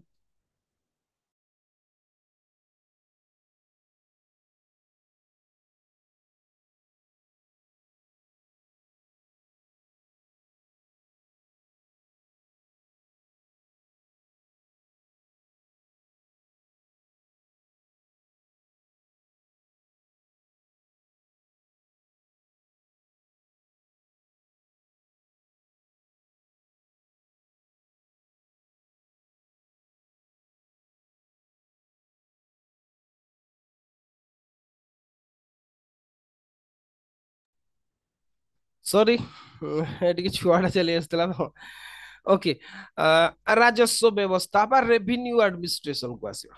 ଓକେ ରେଭିନ୍ୟୁ ଆଡମିନିଷ୍ଟ୍ରେସନ କଣ କହିଲା ଗଙ୍ଗ ପ୍ରଶାସନରେ ଆମେ ଦେଖିଲେ 400 ବର୍ଷର ଶାସନ ଗ୍ଲୋରିୟସ୍ ପିରିୟଡ ପ୍ରଜା ମାନେ ସୁଖ ଶାନ୍ତିରେ ଥିଲେ। ଆପଣଙ୍କର ଆର୍ଟ ଆର୍କିଟେକ୍ଚର ଡେଭଲପମେଣ୍ଟ ହେଇଥିଲା ମିଲିଟାରୀଲି ଷ୍ଟାବୁଲ ହେଇଥିଲା ଆପଣଙ୍କର ଏମ୍ପାୟାର ଏକ୍ସପାନସନ କରିଥିଲା। ଏଇ ସବୁ କାର୍ଯ୍ୟ କରିବା ପାଇଁ ପଇସାର ଆବଶ୍ୟକତା ଅଛି। ଓକେ ବିନା ପଇସାରେ ଏଗୁଡା କେବେ ସମ୍ଭବ ହିଁ ନୁହଁ। ଯଦି ପଇସା ନହେଲେ ସମ୍ଭବ ନୁହଁ ତାର ଅର୍ଥ ଗଙ୍ଗ ପ୍ରଶାସନରେ ରାଜସ୍ୱ ବ୍ୟବସ୍ଥା ବେଶ ସୁଦୃଢ ଥିଲା। ଯଦି ରାଜସ୍ୱ ବ୍ୟବସ୍ଥା ଠିକ ନଥାନ୍ତା ତାହେଲେ ଅର୍ଥ ଉପାର୍ଜନ ହେଇନଥାନ୍ତା ଏତେ କାମ ସବୁ ହେଇଥାନ୍ତା କେମିତି। ଓକେ ଆପଣଙ୍କର ସେତେବେଳେ ଭୂମି ମାପିବାର ଦିଟା ୟୁନିଟ ବ୍ୟବହାର କରାଯାଉଥିଲା ଗୋଟେ ହଉଛି ନଳ ଆଉ ଗୋଟେ ଥିଲା ପଦିକା। ଏଇ ଦିଟା ଥିଲା ଭୂମି ମାପିବାର ୟୁନିଟ ଥିଲା ୟୁନିଟ ଅଫ ମେଜରମେଣ୍ଟ ଥିଲା। ଜମି ମାପଚୁପ କରିବାର ପରିମାପକ ଥିଲା। ଆପଣଙ୍କର ନିୟମିତ ଭାବରେ ତିନି ପ୍ରକାର କର ଆଦାୟ ଆପଣଙ୍କର କରାଯାଉଥିଲା। ତିନି ପ୍ରକାର କର ଆଦାୟ କରାଯାଉଥିଲା କଣ କଣ ଗୋଟେ ହଉଛି ଭୋଗ ଆଉ ଗୋଟେ ହଉଛି ଭାଗ ଆଉ ଗୋଟେ ହଉଛି କର। ଏମିତି ତିନି ପ୍ରକାର ର କଣ କରାଯାଉଥିଲା ନା ଆପଣଙ୍କର କର ଆଦାୟ କରାଯାଉଥିଲା ଗୋଟେ ଭୋଗ ଗୋଟେ ଭାଗ ଆଉ ଗୋଟେ ହଉଛି କର। ଭାଗ ଥିଲା ଆପଣଙ୍କର ଉତ୍ପାଦନର କିଛି ଅଂଶ। ଓକେ ଆପଣ ଯାହା ଉତ୍ପାଦନ କଲେ ସେଥିରୁ କିଛି ଅଂଶ ରାଜାଙ୍କୁ ଦେବେ ଇଏ ଥିଲା ଭାଗ ବା ଯୋଉଟାକୁ ଏବେ ଲ୍ୟାଣ୍ଡ ରେଭିନ୍ୟୁ ଆମେ କହୁଛନ୍ତି। ଓକେ ଭୋଗ ହେଲା କଣ ଏଥିରେ କିଛି ପ୍ରିଭିଲେଜ ବା ରାଇଟ ଥିଲା ଯୋଉଗୁଡା କି ଯିଏ ଭୂମିର ଅନର ଥିଲା ଯିଏ ଉପଭୋଗ କରୁଥିଲା ଇଏ କିଛି ରାଇଟ୍ସ ଥିଲା। ଆଉ ଆପଣଙ୍କର କର ହେଲା ଟଙ୍କା ବା ଦ୍ରବ୍ୟ ବା କ୍ୟାସ୍ ଆଉ କାଇଣ୍ଡ ଆକାରରେ କିଛି ଆଦାୟ କରାଯାଉଥିବା ଆପଣଙ୍କର ବିଭିନ୍ନ ପ୍ରକାର କର କହିଲେ ଆପଣଙ୍କର ଟାକ୍ସ କର କହିଲେ ଟାକ୍ସ ଭାଗ କହିଲେ ଲ୍ୟାଣ୍ଡ ରେଭିନ୍ୟୁ। ଓକେ ବା ଲ୍ୟାଣ୍ଡ ରେଣ୍ଟ ଯାହାକୁ ଆମେ କହିବା କର କହିଲେ ଟାକ୍ସ ଯେମିତି କି ଲବଣ କର ଥିଲା ବଣିକ କର ଥିଲା ଲାଭ ଉପରେ କର ଥିଲା ଗଚ୍ଛିତ ଧନ ଉପରେ ଥିଲା ନିଧି ଯୋଉଟାକୁ କୁହାଯାଏ ନିଧି ଉପନିଧି ଏମିତି କୁହାଯାଉଥିଲା।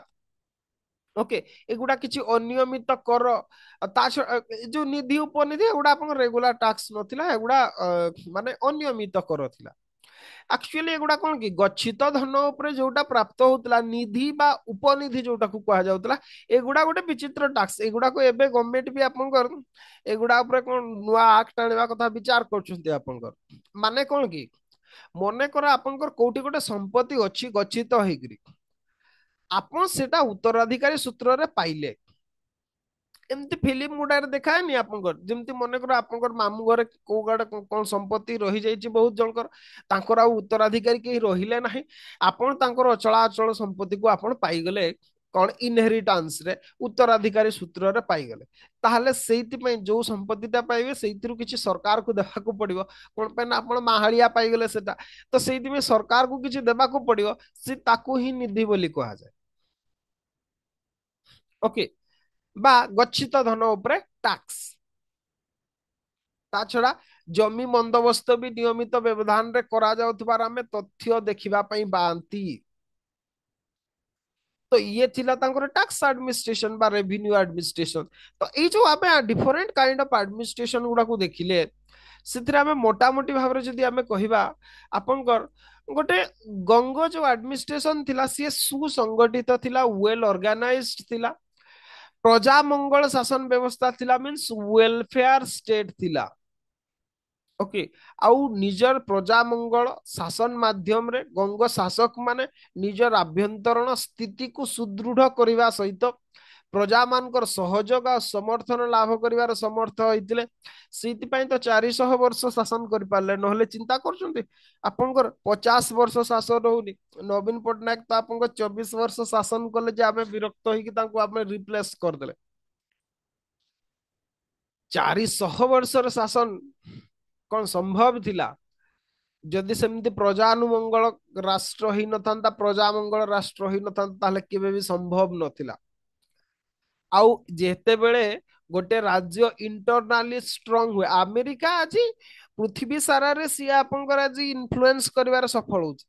चाइना जदि बा कंपटीशन रे आछि सी भी सही प्रकार आपनकर उभा लाने किंतु चाइना आपनकर फॉरेन पॉलिसी रे सेतिकी स्ट्रांग नुह जेतिकी यूएस किंबा यूके। जदि बा यूके को एबे आउ केही गुरुत्व दउना किंतु स्टिल आपनकर जदि कहबे यूएस जतिकी आपनकर फॉरेन पॉलिसी मैटर रे जतिकी आपनकर स्ट्रांग चाइना नुह। आउ चाइना केबे हेई भी पारिबो ना कोन पे सी इंडिया को अटैक करबा को डरे चाइना आपन थरे 62 रे आपनकर पसी आस्तिला ता परवर्ती पर्यायर से केबे भी साहस करे कोन पे जानछन कोन पे ना सी इंटरनली स्ट्रांग नुह। सी जानिछि आपनकर सी तार राष्ट्र लोक मान को सी दमन करके आपनकर शासन करछथि। आ सेमिति जे इंटरनली स्ट्रांग न थाए सी एक्सटर्नली केबे स्ट्रांग ही पारिबोनि बा तार स्ट्रांग वैदेशिक नीति केबे भी ही पारिबो नाही। किंतु गंग मानकर थिला गंग मानकर आभ्यंतरीण दृढ़ स्थिति सेमानकर विदेश नीति को भी सफल करथिला। आ जोथि पई कि एते बड़ साम्राज्य को सेबाने एते वर्ष धरिकी आपनको सुदृढ़ भाव रे रखी पारिथिले। ओके ये थिला गंग मिलिटरी एडमिनिस्ट्रेशन। आमे देखिबा एबे गंग संस्कृति निश्चित भाव रे प्रश्न रे आसे आपनकर जीएस रे क्वेश्चन आसे। ओके जीएस रे पर्टिकुलरली आपनकर गंग कल्चर विषय रे आसे कौन पे ना मोस्ट इंपोर्टेंट ए समय ओडिशार कल्चर तयारी हितला ताकू बाद देले जदि आबे कहिबा ऑप्शनल रे भी ये प्रश्न हे पारिबो। आसीबा नेक्स्ट सी होची गंग कल्चर पा गंग संस्कृति। गंग संस्कृति गंग एडमिनिस्ट्रेशन। ओके गंग एडमिनिस्ट्रेशन कौन थिला आमे देखिबा। गंग आमे जदि कहिबा गोटे शासन कालर बहुत गुड़ाए जो सांस्कृतिक विकास टा हुए ना संस्कृति जोटा को आमे कहंती संस्कार रो संस्कृति हिची किंबा संस्कृति रो संस्कार हिची आमे सेटा कहिबा भारी मुश्किल। जहा भी हो संस्कृति होची आमर चालीचलन आमर रंग ढंग आमर वेशक पोशाक आमर कथा कहिबार शैली आमर स्थापत्य शैली आमर निर्माण शैली आमर साहित्य एगुड़ा होची सब संस्कृतिर गोटे गोटे अंग। आउ इस सांस्कृतिक विकास पछरे बहुत गुड़ाए कारण था जेमती कि राज पृष्ठपोषकता राजांकर पैट्रोनेज आभ्यंतरीण शांति जितेबाला लोक शांति रे रुहंती आपनकर घरे जदि शांति अछि आपण विभिन्न प्रकार आपण कार्य करि परिबे भलरे पिंधि पारिबे भल आपनकर लग्जरियस आइटम किनि पारिबे निज इच्छा हिसाब रे काम करि पारिबे। जदि घरे शांति नै ताहले केबे भी करि पारिबे। जेतेबेले जदि राज्य रे युद्ध होउथांता विभीषिका होउथांता ताहले आभ्यंतरीण शांति कोठी होउथांता आभ्यंतरीण शांति आउ जदि कहबा इंटरनल पीस आउ सिक्युरिटी जदि अछि ताहले निश्चित भाव रे आपनकर कल्चर रो उन्नति हुए। ता छड़ा भोकिला पेटरे केही आपनकर संस्कृति साधना करि पारेनी जदि पेट पूरी की अछि ताहले संस्कृति साधना करंती नहले आमे करि पारंतिनी। ता छड़ा जनमंगल कर शासक शासक मानकर आकुंठ सहयोग रहिबा दरकार समृद्ध अर्थनीति रहिबा दरकार उन्नत सामाजिक जीवन रहिबा दरकार उपयुक्त प्रशासनिक व्यवस्था रहिबा दरकार ताहले सांस्कृतिक विकास हुए नहले संस्कृतिर विकास होई पारे नहीं। आउ गंग राज्यत्व ये सब गुड़ा आम देखा पाती सी आपनकर राज पृष्ठपोषकता अभ्यंतरण शांति निरापत्ता जनमंगलकर शासन समृद्ध अर्थनीति उन्नत सामाजिक जीवन आउ उपयुक्त प्रशासनिक व्यवस्था भी आम देखा पाती सब गुड़ा सठिक ढंग देखा पाती आउ से गुड़ा स्टेबल थिला आउ परमानेंट थिला। ଯେତେବେଳେ ଏତିକି ଜିନିଷ ହେଇଯାଏ ସେତେବେଳେ ଗୋଟେ ସ୍ୱତନ୍ତ୍ର ସଂସ୍କୃତିର ଉଦ୍ଭବ ଘଟେ।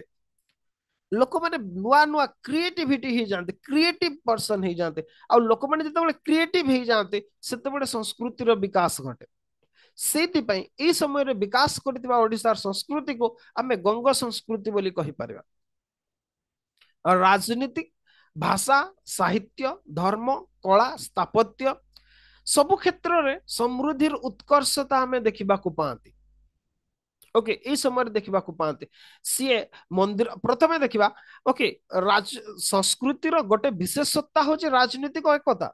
ଆମେ କହନ୍ତି ଇଣ୍ଡିଆନ କଲଚର, ଆମେ କୋଉ କଥାଟାକୁ କହନ୍ତି? ଭାରତୀୟ ସଂସ୍କୃତି କଥା କୁହନ୍ତି। ଆମେ ଆମର ଭାରତର ଐତିହ୍ୟତାଟାକୁ କହନ୍ତି, ଭାରତର ଏକତାଟାକୁ କହନ୍ତି।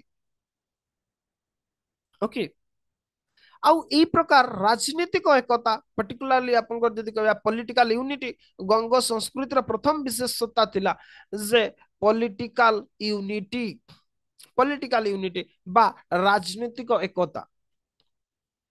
ଓଡ଼ିଶା ରାଜନୈତିକ ଆଉ ସାଂସ୍କୃତିକ ଏକତା ଥିଲା ଆପଣଙ୍କର ଗଙ୍ଗ ଶାସନ କାଳରେ। ଯୋଉ ଆଞ୍ଚଳିକ ରାଜ୍ୟ ଗଠନ ପ୍ରକ୍ରିୟା ଆପଣଙ୍କର ଯୋଉଟା କି ଶୈଳୋଦ୍ଭବ ମାନଙ୍କ ସମୟରୁ ଆରମ୍ଭ ହେଇଥିଲା, ସିଏ କ୍ଲାଇମାକ୍ସ ରେ ପହଞ୍ଚିଥିଲା ଏଇ ପିରିୟଡରେ। ଓକେ, କ୍ଲାଇମାକ୍ସ ରେ ପହଞ୍ଚିଥିଲା। ଓଡ଼ିଶାର ଯୋଉ ବିଭିନ୍ନ ପ୍ରଦେଶ ଗୁଡା, ଓଡ଼ିଶାର ବିଭିନ୍ନ ଭୌଗୋଳିକ କ୍ଷେତ୍ର ଗୁଡା, ଯେମିତି କୋଶଳ, ଉତ୍କଳ, କଙ୍ଗଦ, ଅଡ୍ର, ଆପଣଙ୍କର ଏଇ ସବୁ ଯୋଉ ଅଞ୍ଚଳ ଗୁଡା ଯୋଉଗୁଡା କି ଓଡ଼ିଶାର ଭିନ୍ନ ଭିନ୍ନ ଭୌଗୋଳିକ ସୀମା ଗୁଡାକୁ ଦର୍ଶାଏ। କିଏ ପାର୍ବତ୍ୟ ଅଞ୍ଚଳକୁ ଦର୍ଶାଉଥିଲା ବେଳେ କିଏ ଉପକୂଳସ୍ଥ ସମତଳ ଭୂମିକୁ ଦେଖାଏ, କିଏ ମଧ୍ୟସ୍ଥ ଆପଣଙ୍କର ବା କେନ୍ଦ୍ରୀୟ ମାଳ ଅଞ୍ଚଳକୁ ଦର୍ଶାଏ। ଏଇ ସବୁ ସେ କୋଶଳ ହଉ, ଉତ୍କଳ ହଉ, କଙ୍ଗଦ ହଉ, ଓଡ୍ର ହଉ, ଏଗୁଡା ସବୁ ବା ତୋଷାଳୀ ହଉ, ଏ ଯୋଉ ବିଭିନ୍ନ ଅଞ୍ଚଳ ଗୁଡା ଯୋଉଗୁଡା, ଏଇଗୁଡା ସବୁ ର ଏକତ୍ରୀକରଣ ଘଟିଥିଲା। ଆଉ ଓଡ଼ିଶା ରାଜନୈତିକ ମାନଚିତ୍ର ପ୍ରସ୍ତୁତ ହେଇଥିଲା।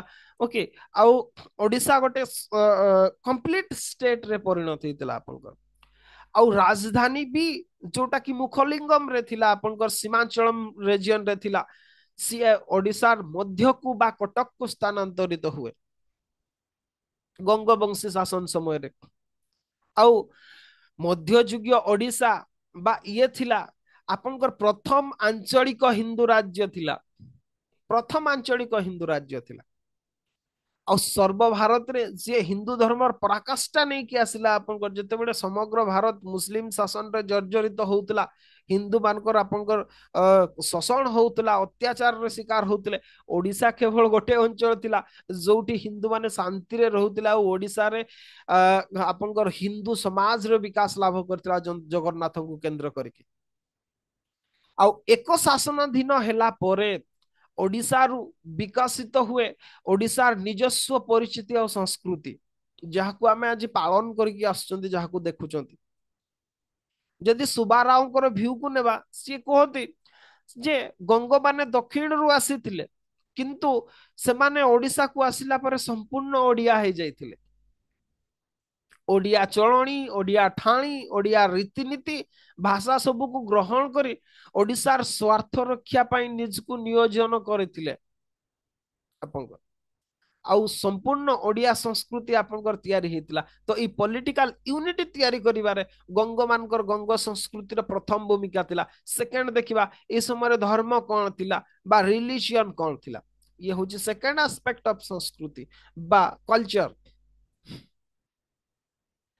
গঙ্গ সংস্কৃতির বিকাশ বা ওড়িয়া সংস্কৃতির বিকাশ পছরে আমার ধর্মর বিশেষ ভূমিকা রয়েছে। কালি মু ক্লাসরে বি কহিଥିଲି প্রথম অবস্থায় যেতবে গঙ্গ মানে আপনার আসলে যে আমি ইষ্টর্ন গঙ্গ বলি কৌ, যে কলিঙ্গ অঞ্চলের শাসন করুলে সেমানে মূলত শৈব উপাসক লে, যেহেতু সাউথ রু আসলে সেমানে শৈব উপাসনার বিশেষ গুরুত্ব দৌলে। কিন্তু ওড়িশা অধিকার কলা পরে ওড়িশার সংস্কৃতি জগন্নাথ সংস্কৃতি ଥିଲା, ପୁରୁଷୋତ୍ତମଙ୍କର ସଂସ୍କୃତି ଥିଲା। ସେମାନେ ବୈଷ୍ଣବ ଧର୍ମ ପ୍ରତି ବିଶେଷ ଭାବରେ ରୁଚି ରଖନ୍ତି। ବିଶେଷ କରି ଜଗନ୍ନାଥ, ବିଶେଷ କି ପୁରୁଷୋତ୍ତମଙ୍କୁ, ଜଗନ୍ନାଥଙ୍କୁ ବିଷ୍ଣୁଙ୍କର ଅବତାର ଭାବରେ ସେମାନେ ଗ୍ରହଣ କରି ନିଅନ୍ତି। ଆଉ ଆପଣଙ୍କର ତାଙ୍କୁ କେନ୍ଦ୍ର କରିକି ଓଡ଼ିଶାର ସଂସ୍କୃତି ଆପଣଙ୍କର ବିକାଶ ହୁଏ। ତା ଛଡା ସେମାନେ ନିଜକୁ ଜଗନ୍ନାଥଙ୍କ ରାଉତ ଭାବରେ ଉପସ୍ଥାପିତ କରିକି ସେମାନେ ନିଜର ରାଜନୈତିକ ଭିତ୍ତିକୁ ସୁଦୃଢ କରିଥିଲେ। ଆଉ ତାଙ୍କର ପ୍ରତିନିଧି ଭାବରେ ଓଡିଶାର ଶାସନ କରିଥିଲେ। ଫଳ ତ କଣ ହେଲା, ଯେହେତୁ ଠାକୁରଙ୍କର ସିଏ ପ୍ରତିନିଧି ଆଦ୍ୟ ସେବକ ଥିଲେ, ଓଡିଶାର ଅନ୍ୟ ରାଜା ମାନଙ୍କର ବି କୌଣସି ସାମର୍ଥ୍ୟ ନଥିଲା ତାଙ୍କ ବିରୋଧରେ ଯିବା ପାଇଁ। କଣ ପାଇଁ ନା ତାଙ୍କ ବିରୋଧରେ ଯିଏ ଯିବ ସିଏ ଜଗନ୍ନାଥଙ୍କ ବିରୋଧରେ ଯିବ। କଣ ପାଇଁ ନା ଓଡିଶା ରାଜା ହଉଛନ୍ତି ଜଗନ୍ନାଥ। ଓକେ, ଓଡିଶା ରାଜା ବା ଉତ୍କଳର ରାଜା ହଉଛନ୍ତି ଜଗନ୍ନାଥ। ଆଉ ଯୋଉ ମନେକର କେନ୍ଦୁଝର ରାଜା ତାଙ୍କ ଏଗନେଷ୍ଟରେ ଯିବେ, ତାମାନେ ଜଗନ୍ନାଥଙ୍କ ଏଗନେଷ୍ଟରେ ଗଲେ ତ ଲୋକମାନେ ଆକ୍ସେପ୍ଟ କରିପାରୁନଥିଲେ ତାକୁ, ଓଡିଶାର ଲୋକମାନେ ଆକ୍ସେପ୍ଟ କରିପାରୁନଥିଲେ। ଫଳତଃ ସେମାନେ ଆପଣଙ୍କର ଏତେ ବଡ ସାମ୍ରାଜ୍ୟକୁ ଏକୀକୃତ କରିଥିଲେ। ଆଉ ଓଡିଶାରେ ଯୋଉ ଆପଣଙ୍କର ଯୋଉ ପ୍ରାଦେଶିକ ଶାସକ ମାନେ ଥିଲେ ବା ରାଜା ମାନେ ଥିଲେ, ସେମାନେ କେବେ ବି ବିଦ୍ରୋହ କରିନଥିଲେ ସୂର୍ଯ୍ୟବଂଶୀ ଶାସନ ପର୍ଯ୍ୟନ୍ତ।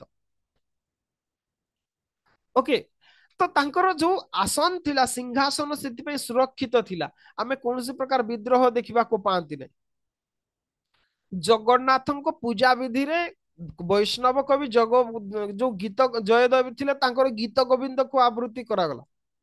ରାବାନୁଜ, ନରହରି ତୀର୍ଥ, ନରସିଂହ ଭାରତୀ, ଯଜ୍ଞ ମୂର୍ତ୍ତିଙ୍କ ଭଳିଆ ପ୍ରଖ୍ୟାତ ସନ୍ଥ ମାନେ ଆପଣଙ୍କର ଓଡିଶା ଆଗମନ କରିଥିଲେ। ଆଉ ଓଡିଶାର ଧର୍ମାକାଶରେ ବିଭିନ୍ନ ପ୍ରକାର ମତା ମାନେ କଣ ଧର୍ମ ମତାଲମ୍ବୀ ଅବଲମ୍ବୀ ମାନଙ୍କର ଆପଣଙ୍କର ସମନ୍ୱୟ ଦେଖିବାକୁ ମିଳିଥିଲା ଓଡିଶାରେ। ଓକେ, ଓଡିଶା ରାଷ୍ଟ୍ର ଦେବତା ଜଗନ୍ନାଥଙ୍କୁ କେନ୍ଦ୍ର କରିକି କଲ୍ଟ ଅଫ ଜଗନ୍ନାଥ ବା ଜଗନ୍ନାଥ ଧର୍ମର ବିକାଶ ହେଇଥିଲା, ବା ଜଗନ୍ନାଥ ସଂସ୍କୃତିର ଗୋଟେ ନିର୍ଦ୍ଦିଷ୍ଟ ରୂପରେଖ ହିଁ ସମୟରେ ଆପଣଙ୍କର ତିଆରି ହେଇଥିଲା।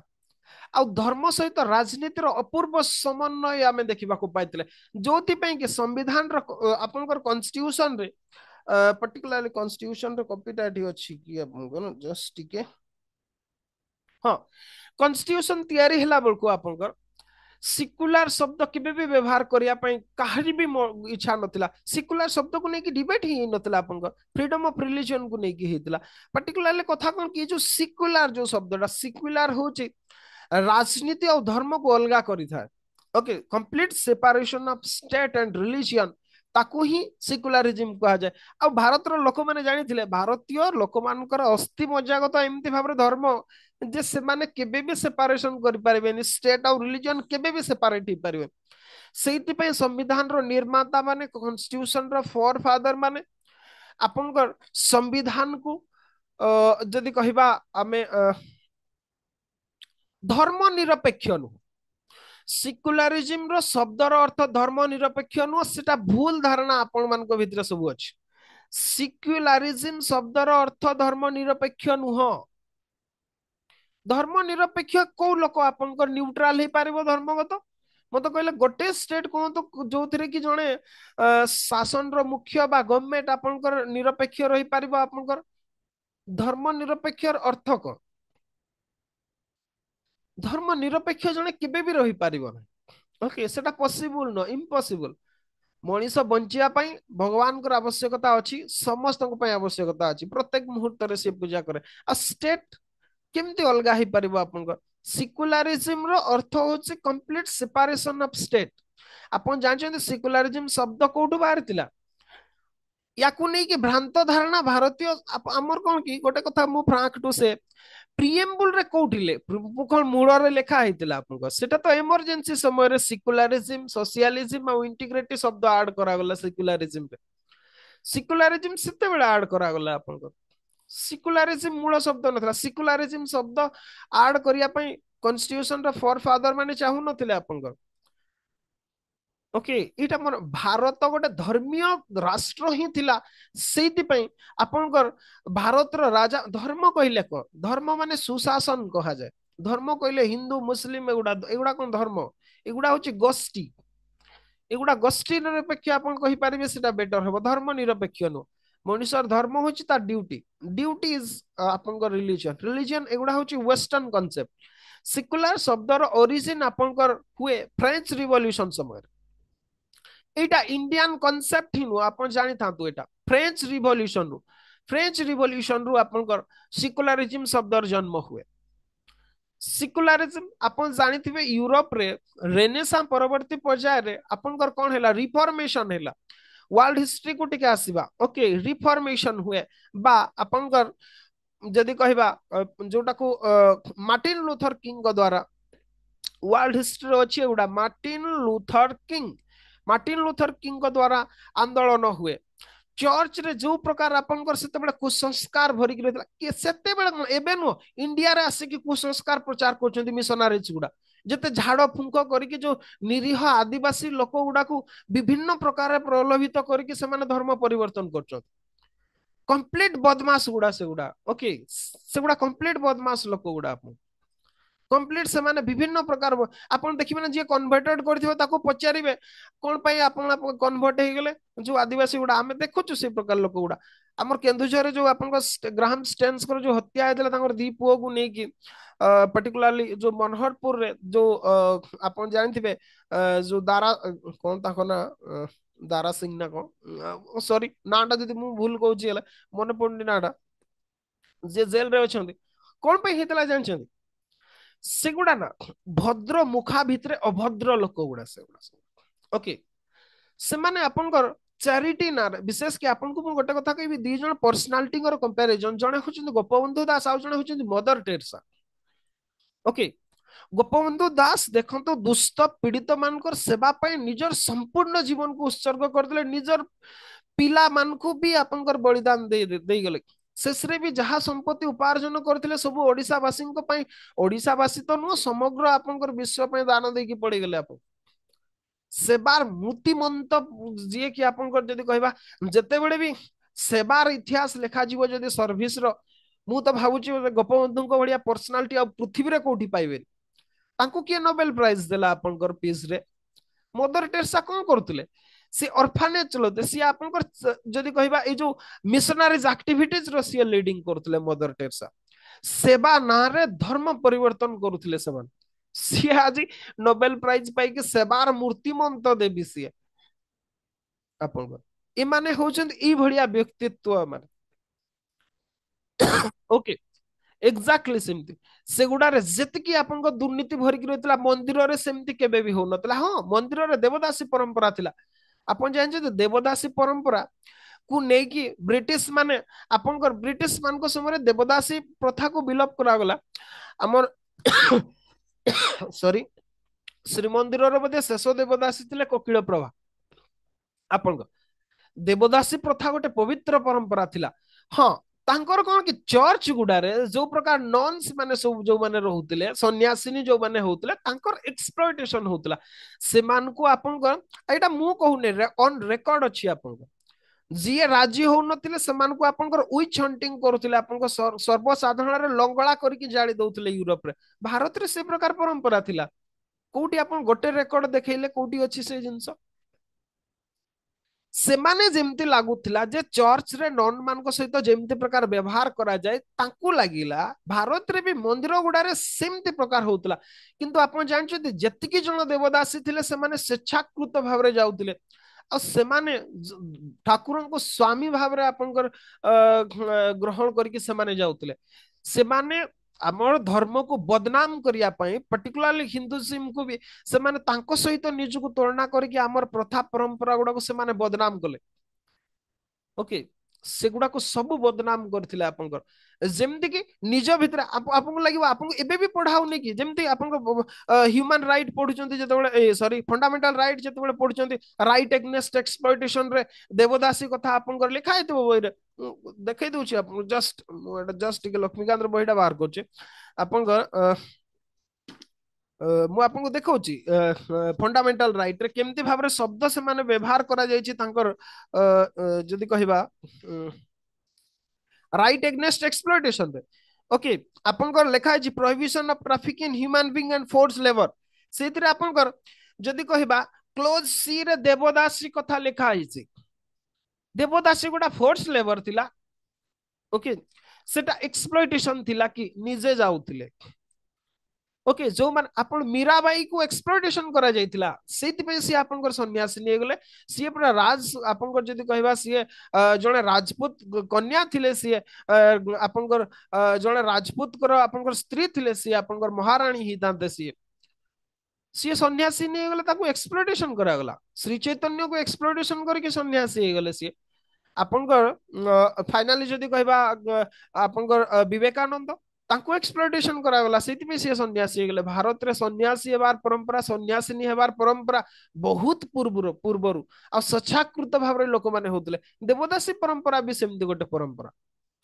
हाँ किछि टेम्पल रे हुए तो होतै पर आमे कहि परिबनी आमे देखिना दे से गुडाको किंतु आमे मु जतिकी आपनकर देखिछि देवदासी मानकर जो माने लिगासी को कंटिन्यू करूथिले बोधे शेषरे जे थिले से तांकर इंटरव्यू मु देखिछि ओके से माने स्वेच्छाकृत भाव रे आसुथिले आ निजको आत्मोत्सर्ग कर दउथिले सेति सेठी चर्च बड़ी एक्सप्लॉयटेशन करा जाउ नथला किंतु हमको भरी दिया गला हम माइंड रे जे देवदासी मान को एक्सप्लॉयटेशन करा जाउतला नो एक्सप्लॉयटेशन ओके ଏଇଗୁଡା ସବୁ ଆମ ଭିତରେ ପୁରା ଗଲା ସେଗୁଡା ତାଙ୍କ ସହିତ ନିଜକୁ କମ୍ପାରିଜନ କଲେ ଆଉ ଆମର ପରବର୍ତ୍ତୀ ସ୍ୱାଧୀନତା ପରବର୍ତ୍ତୀ ସମୟର ଯୋଉ ଇତିହାସକାର ମାନେ ଆଉ ଯୋଉମାନେ ସମାଜକୁ ନେଇକି ଗବେଷଣା କଲେ ଇଭିନ୍ ଟୁଡେ ଆପଣଙ୍କ ମୁଁ ଏବେ ନୁହଁ କି ଏବେ ପାର୍ଲାମେଣ୍ଟରେ ଯୋଉ ପ୍ରକାର ହେଲା ଆପଣଙ୍କର ଯୋଉ ବୁଦ୍ଧିଜୀବୀ ମାନେ ଆପଣଙ୍କ ସିଏ ଏକ ତ ବକି ଦେଇକି ପଳେଇଲେ ପ୍ରଥମ କଥା ହଉଛି ହିନ୍ଦୁ ମାନଙ୍କ ବିଷୟରେ ସିଏ କହିଲେ ଯେ ନା ବିଜେପି ଏକା ହିନ୍ଦୁ ନୁହଁ କିଏ କହିଲା ଆମେ ତ ମନା କରୁନୁ ओके केवल जे बीजेपी रे ही हिंदू अछंती सैया माननु अलगा माने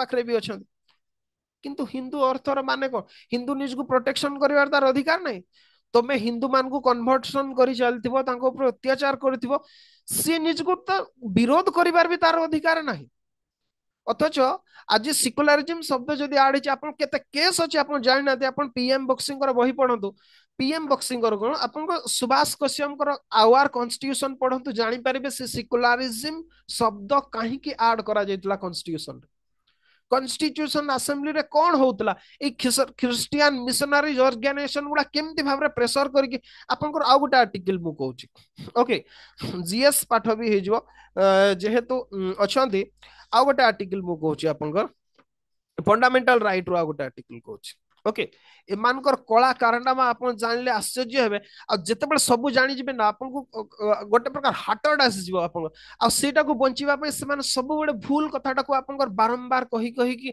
आपनकर बारंबार रेगुलरली कहिबे बिना कारण रे कहिबे आपन को विश्वास हे जिवो बहुत समय कहिला पर आपनकर गोटे अब आर्टिकल 21 सॉरी 25 रो क्लॉज 1 जा ओके आर्टिकल 25 रो आपनकर जदि कहबा close 1 sub clause D okay मु लिखि दउची आपनकर आर्टिकल अपन देखिबे constitution article 25 clause 1 sub clause D article 25 D 1 D सेतिरे कोन अछि राइट टू प्रोपागेट मते कहले जोटा आर्टिकल 25 कहला all person are equally entitled to freedom of conscience and the right to freely profess practice propagate religion okay right to propagate मत कहले को भारतीय धर्म आपनकर धर्म प्रचार करे हिंदू माने धर्म प्रचार करंती काकू कन्वर्ट करंती हिंदू माने ना मुस्लिम माने करछन हो गोटे टाइम दिला से माने हानी काटी मारी की करूतले एबे भी किछि स्टेट रे आपनकर केरल फेरल रे केरल फाइल्स हेतला सेतरे भी आपनकर जो ताकू भी किछि देखाइतला हुए तो किछि परिमाण रे होतै पारे बुद्धिस्ट माने धर्म परिवर्तन करछन्ती एबे कोठी जैन माने करछन्ती को भारतीय धर्म आपनको शिकाय धर्म परिवर्तन करिया पे जड़े लोक धर्म परिवर्तन हाँ एठी आमर गोटे स्वतंत्रता अच्छी भारत रे जे आपण को भी मतवाद को फॉलो करि पारिबे एटा निश्चित भाव रे आपण शिव पूजा करि पारिबार स्वाधीनता अछि आपण बुद्ध देव को पूजा करिवार स्वाधीनता अछि काहरी को भी आपण फॉलो करिवार स्वाधीनता अछि जनकर धर्म परिवर्तन करिवार आपनकर स्वाधीनता नाही से आपनकर केबे भी भारतीय संस्कृति सिखाएनी ताहले article 25 clause 1 sub clause D रे कोन पई लेखा गला राइट टू प्रोपागेट को मान को पई प्रोपागेट शब्द ऐड करा गला कॉन्स्टिट्यूशन रे क्रिश्चियन मान को पई आउ आपण जानते ताको लॉबीटा केते वर्क करूथला आपनकर से समय रे कोन पे से अधिकार दिया गला हां दिया गला yes right to conscience right to profess अछि आपण प्रवचन दे पारबे सब करि पारबे सेटा तो आग्रह भी होतला सेटार अधिकार जरूरी नथिला से तो हमर भारतीय संस्कृति सहित अतप्रोत भाव रे जड़ित थिला ओके सेटा बहुत पूर्व उठला कोन पे राइट टू प्रोपागेट देला दिया गला ताकू नहीं कि आपनकर केते कहानी अछि केते थरो आपनकर जदी कहबा जदी आंटी कन्वर्शन लॉ आनिथिबारे ओडिसा होछि फास्ट ଆପଣ ଜାଣିଛନ୍ତି ଓଡିଶାରେ ଯଦି ରିଲିଜିୟସ୍ କନଭର୍ସନ ଆକ୍ଟିଭିଟି ହଉନଥାନ୍ତା କଣ ପାଇଁ, ତାହେଲେ ଆପଣଙ୍କର ଭାରତର ପ୍ରଥମ ରାଜ୍ୟ ଭାବରେ ମେ ବି 1964 ରେ ଆପଣଙ୍କର ପ୍ରଥମ ଥର ପାଇଁ ଇୟର ଟା ଦେଖିବେ ଠିକ ସେ ମନେ ପଡୁନି, 67 ରେ ବୋଧେ ମଧ୍ୟପ୍ରଦେଶରେ ଆସିଲା ସେକେଣ୍ଡ ଷ୍ଟେଟ ଭାବରେ, ଫାଷ୍ଟ ଷ୍ଟେଟ ଭାବରେ ଓଡିଶାରେ ଆସିଥିଲା 64 ରେ ମେ ବି, ଆପଣ ଟିକେ ଦେଖିବେ ସେଟା ବିଷୟରେ କନଫର୍ମ ହେଇଯିବେ କଣ ପାଇଁ ଆଣ୍ଟି କନଭର୍ସନ ଲ ଆସିଲା। ତାର ତ ବହୁତ ପରେ ସିକୁଲାରିଜିମ ଶବ୍ଦ ଆଡ କରାହେଇଛି ଇନ୍ଦିରା ଗାନ୍ଧୀଙ୍କ ସମୟରେ, ସେଟା ବି ଆପଣଙ୍କର ଗୋଟେ କେସଟେ ଅଛି, ପିଏମ ବକ୍ସି ବହିରେ ଅଛି, ଆଉ କେବେ ଡିସ୍କସନ କରିବା, ମୁଁ ତାକୁ ଡିସ୍କସନ କରୁନାହିଁ। ଏଗୁଡା ସବୁ ଥିଲା, ଆମକୁ ବଦନାମ କରିକି ସେମାନେ, ଆଉ ଏମିତି ବି ହିନ୍ଦୁ ମାନେ ବି ଏତେ ମାନେ କଣ କୁହାଯିବ, ହିନ୍ଦୁ ପିଲା ଗୁଡା ବି ଏତେ ଆଗ ନିଜକୁ ନିଜେ ଜାଣିବାକୁ ପ୍ରୟାସ କେବେ କରନ୍ତି ନାହିଁ, ଆଉ କିଏ କଣ କହିଦେଲା ତାକୁ ନେଇକି ସେମାନଙ୍କୁ ପୂଜା କରିବାରେ ଲାଗିଯାନ୍ତି।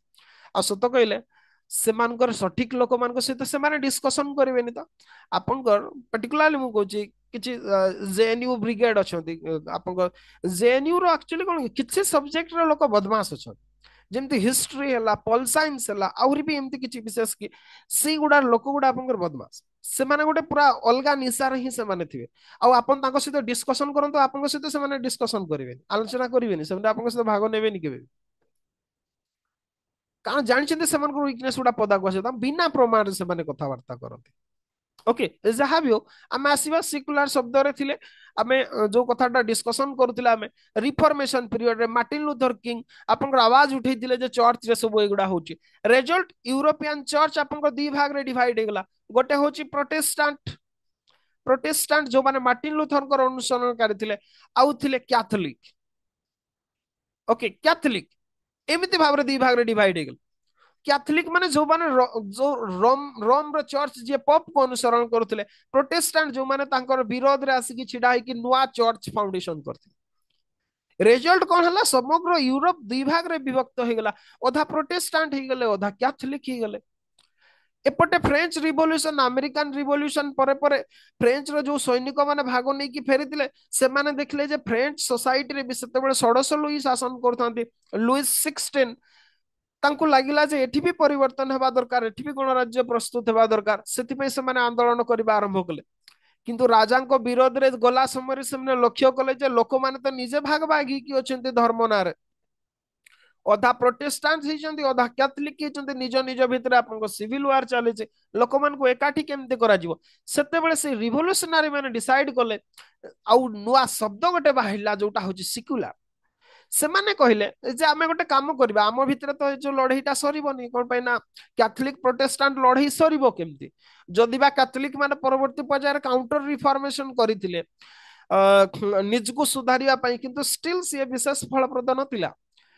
ରେଜଲ୍ଟ ସେମାନେ କଣ କଲେ ଯେ ଆମେ ଠିକ ଅଛି, ଆମେ ଧର୍ମକୁ ନେଇକି ତ ଲଢିବା, କୌଣସି ପ୍ରୋବ୍ଲେମ ନାହିଁ, ଆମେ ପ୍ରୋଟେଷ୍ଟାଣ୍ଟ ତମେ କ୍ୟାଥୋଲିକ, ଆମ ଭିତରେ ଲଢେଇ ଚାଲିବ, ତୁ ମେ ଚାଲିବ, କିନ୍ତୁ ଯେତେବେଳେ ରାଜାଙ୍କୁ ହଟେଇବାକୁ ପଡିବ ସେତେବେଳେ ଏକାଠି ହେଇଯିବା। ତାମାନେ କେମିତି ହେଇପାରିବ, ସେତେବେଳେ ଏକାଠି ହେବ ଯେତେବେଳେ ଷ୍ଟେଟ ରିଲିଜିଅନ ରୁ ଅଲଗା ହେଇଯିବ, ଷ୍ଟେଟ ମ୍ୟାଟରରେ ରିଲିଜିଅନ କୁ ପୁରେଇବା ହିଁ ନାହିଁ, ପୁରେଇଲେ ଝଗଡା ହବ ନା, ପୁଣି ଥରେ ଝଗଡା ହବ, ସେଇଥିରୁ ସିକୁଲାରିଜିମ ଶବ୍ଦର ଆସିଥିଲା, ମିନ୍ସ ରାଜ୍ୟ ଆଉ ଧର୍ମ ସମ୍ପୂର୍ଣ୍ଣ ଅଲଗା ରହିବେ। ଆମ ଭାରତରେ ସେମିତି କେବେ ହେଇଥିଲା ନା, ସେଟା ହେବା ସମ୍ଭବ ଆପଣଙ୍କର ମତେ କହିଲେ, ଯଦି ସମ୍ଭବ କଣ ପାଇଁ ସେମାନେ ତୁଷ୍ଟୀକରଣ ରାଜନୀତି କରୁଛନ୍ତି, କଣ ପାଇଁ ଡରଉଛନ୍ତି ସମସ୍ତେ ଯେ ହିନ୍ଦୁ ରାଷ୍ଟ୍ର ଘୋଷଣା କର, ବିଜେପି କେତେବେଳେ କହିଲା ହିନ୍ଦୁ ରାଷ୍ଟ୍ର ଘୋଷଣା କରାଯିବ, ବାକି ସମସ୍ତଙ୍କୁ ଆପଣଙ୍କର ମାନେ ମୁଁ ବିଜେପିର ଆଡଭୋକେସି କରୁନାହିଁ, ଏମାନଙ୍କର ଭୁଲଟାକୁ ମୁଁ କହୁଛି।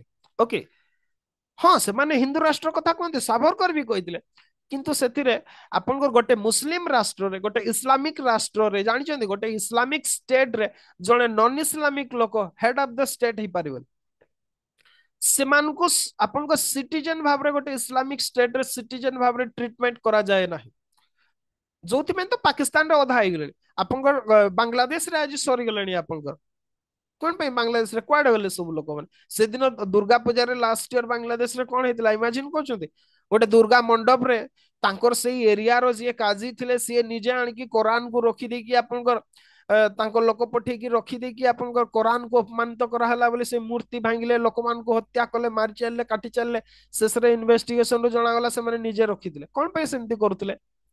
କୋଉଠି ହିନ୍ଦୁରେ ସେମିତି ହୁଏ ଆପଣ ଜାଣିଛନ୍ତି, ଆମର ଦେଶରେ କେମିତି ଇଣ୍ଡିଆରେ ସେମିତି ହେଇଥିବାର ଘଟଣା ଜାଣିବାକୁ ପାଆନ୍ତି, ହିନ୍ଦୁ ମାନେ ସେମିତି କେବେ କରିଥିବାର, କେବେ ବି ନୁହଁ।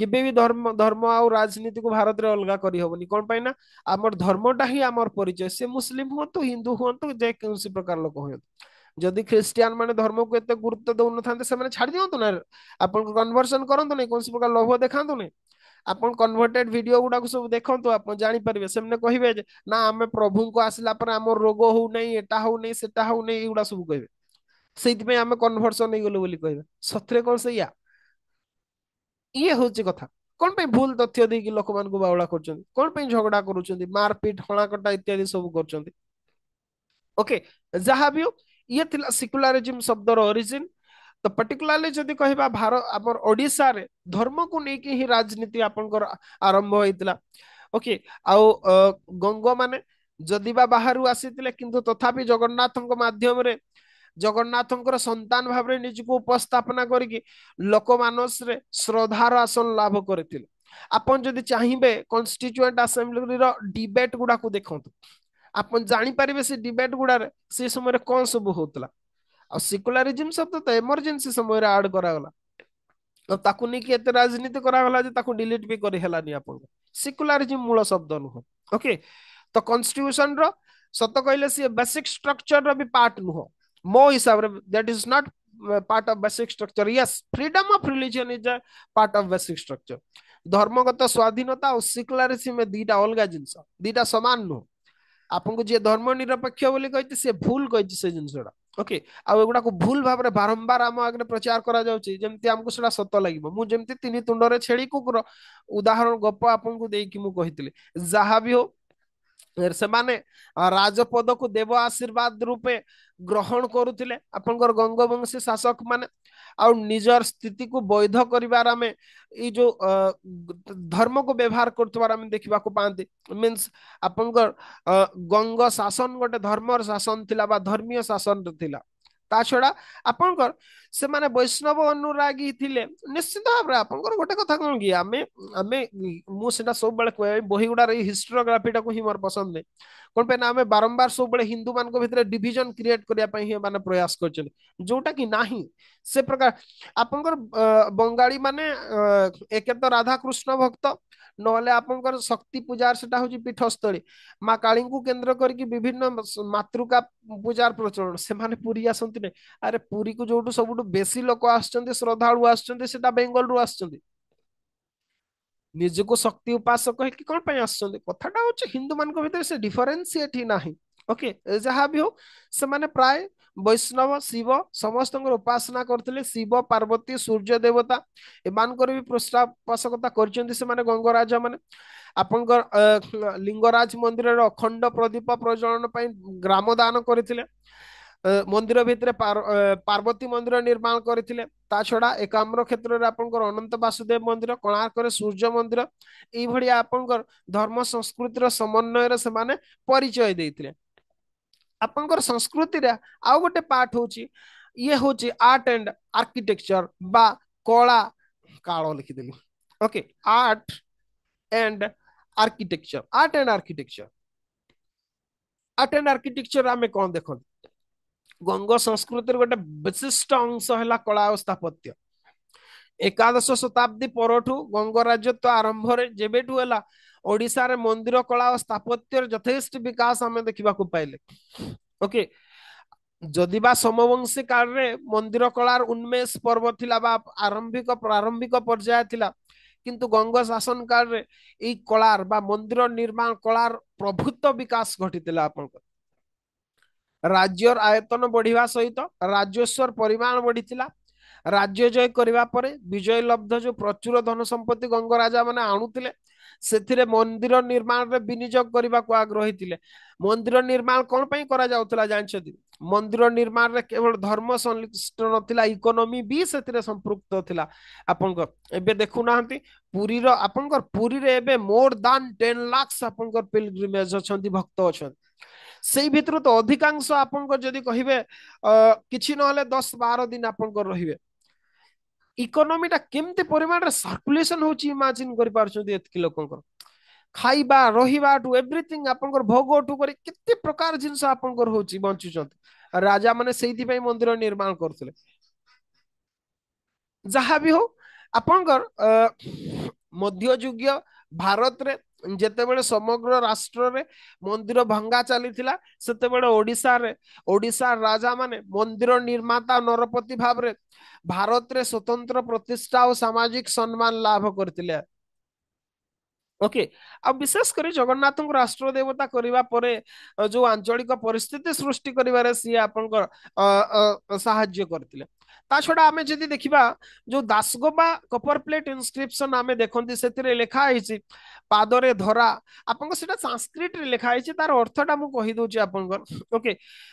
ଯେମିତି ପାଦौ ତସ୍ୟ ଧରାନ୍ତରିକ୍ଷିଣଂ ନାଭିଶ୍ଚ ସର୍ବଦିଶ ସ୍ରୋତେ ନେତ୍ର ଯୁଗଂ ରବୀନ୍ଦ୍ର ଯୁଗଂ ମୂର୍ଧା ପିଚ ଦୌରସ, ଏମିତି ଲେଖା ଅଛି। ଆପଣ ସେଟା ଛାଡ଼ନ୍ତୁ, ମୁଁ ମିନିଂଟା ଆପଣଙ୍କୁ କହିଦେଇକି ଯାଉଛି। ତାର ମିନିଂ ହେଲା ପାଦରେ ଧରା, ମସ୍ତକରେ ଅଖିଳ ଆକାଶ, ନାଭିରେ ଦଶ ଦିଗ, ନେତ୍ରରେ ସୂର୍ଯ୍ୟ ଚନ୍ଦ୍ର ରହିଛନ୍ତି ଯୋଉଠି, ସେଇ ପୁରୁଷୋତ୍ତମ ଜଗନ୍ନାଥଙ୍କୁ ଗଙ୍ଗେଶ୍ୱର ପ୍ରତିଷ୍ଠା କରିଥିଲେ ବୋଲି ଲେଖା ହେଇଛି। ଆଉ ଗଙ୍ଗେଶ୍ୱର ଥିଲେ ଚୋଡଗଙ୍ଗ ଦେବ, ସିଏ ପ୍ରତିଷ୍ଠା କରିଥିଲେ ବୋଲି ଲେଖା ଯାଇଛି ଆପଣଙ୍କର ଦାସଗୋପା କପର ପ୍ଲେଟ ଇନସ୍କ୍ରିପସନରେ। ଓକେ। ଏଇ ମନ୍ଦିର ନିର୍ମାଣ ଓଡ଼ିଶାର ଧର୍ମ ଓ ସଂସ୍କୃତରେ ଯୋଉ ବିପ୍ଳବ ଆଣେ, ସେଇଟା ଆପଣଙ୍କ ରାଜ୍ୟ ବାହାରକୁ ମଧ୍ୟ ଆପଣଙ୍କର ପ୍ରଭାବ ବିସ୍ତାର କରେ। ଓକେ। ଆପଣଙ୍କର ହଁ, ଓଡ଼ିଶାରେ ମନ୍ଦିର କଳାର ବିକାଶ ପ୍ରଥମେ ଆପଣଙ୍କର ପଞ୍ଚମ ଶତାବ୍ଦୀରେ ହେଇଥିବାର ଆମେ ଦେଖିବା ପାଇଁ ପାଆନ୍ତି। ଓକେ। ଆପଣଙ୍କର ଈଶ୍ୱରଙ୍କୁ ବା ଭଗବାନଙ୍କୁ ଦେବତା ରୂପେ ବା ଦେବ ମାନବ ରୂପେ କଳ୍ପନା କରିକି ତାଙ୍କ ପାଇଁ ବାସଗୃହ ନିର୍ମାଣ କରିବା ବା ଦେବୟାତନ ନିର୍ମାଣ କରିବାରେ ଆପଣଙ୍କର ସେଇଠୁ ଆରମ୍ଭ ହୁଏ ମନ୍ଦିର ନିର୍ମାଣର ଶୈଳୀ। ଯେ ଭଗବାନ ହଉଛନ୍ତି ଆପଣଙ୍କର ଜଣେ ଦେବ ମାନବ ରୂପେ ପରିକଳ୍ପନା କରିଛନ୍ତି। ଆପଣଙ୍କର ଭଗବାନଙ୍କର କୌଣସି ରୂପ ନାହିଁ, ନିରାକାର ସେଟା, ଆଉ ସେଟା ହିନ୍ଦୁ ଧର୍ମରେ ବି କୁହାଯାଇଛି। ଓକେ।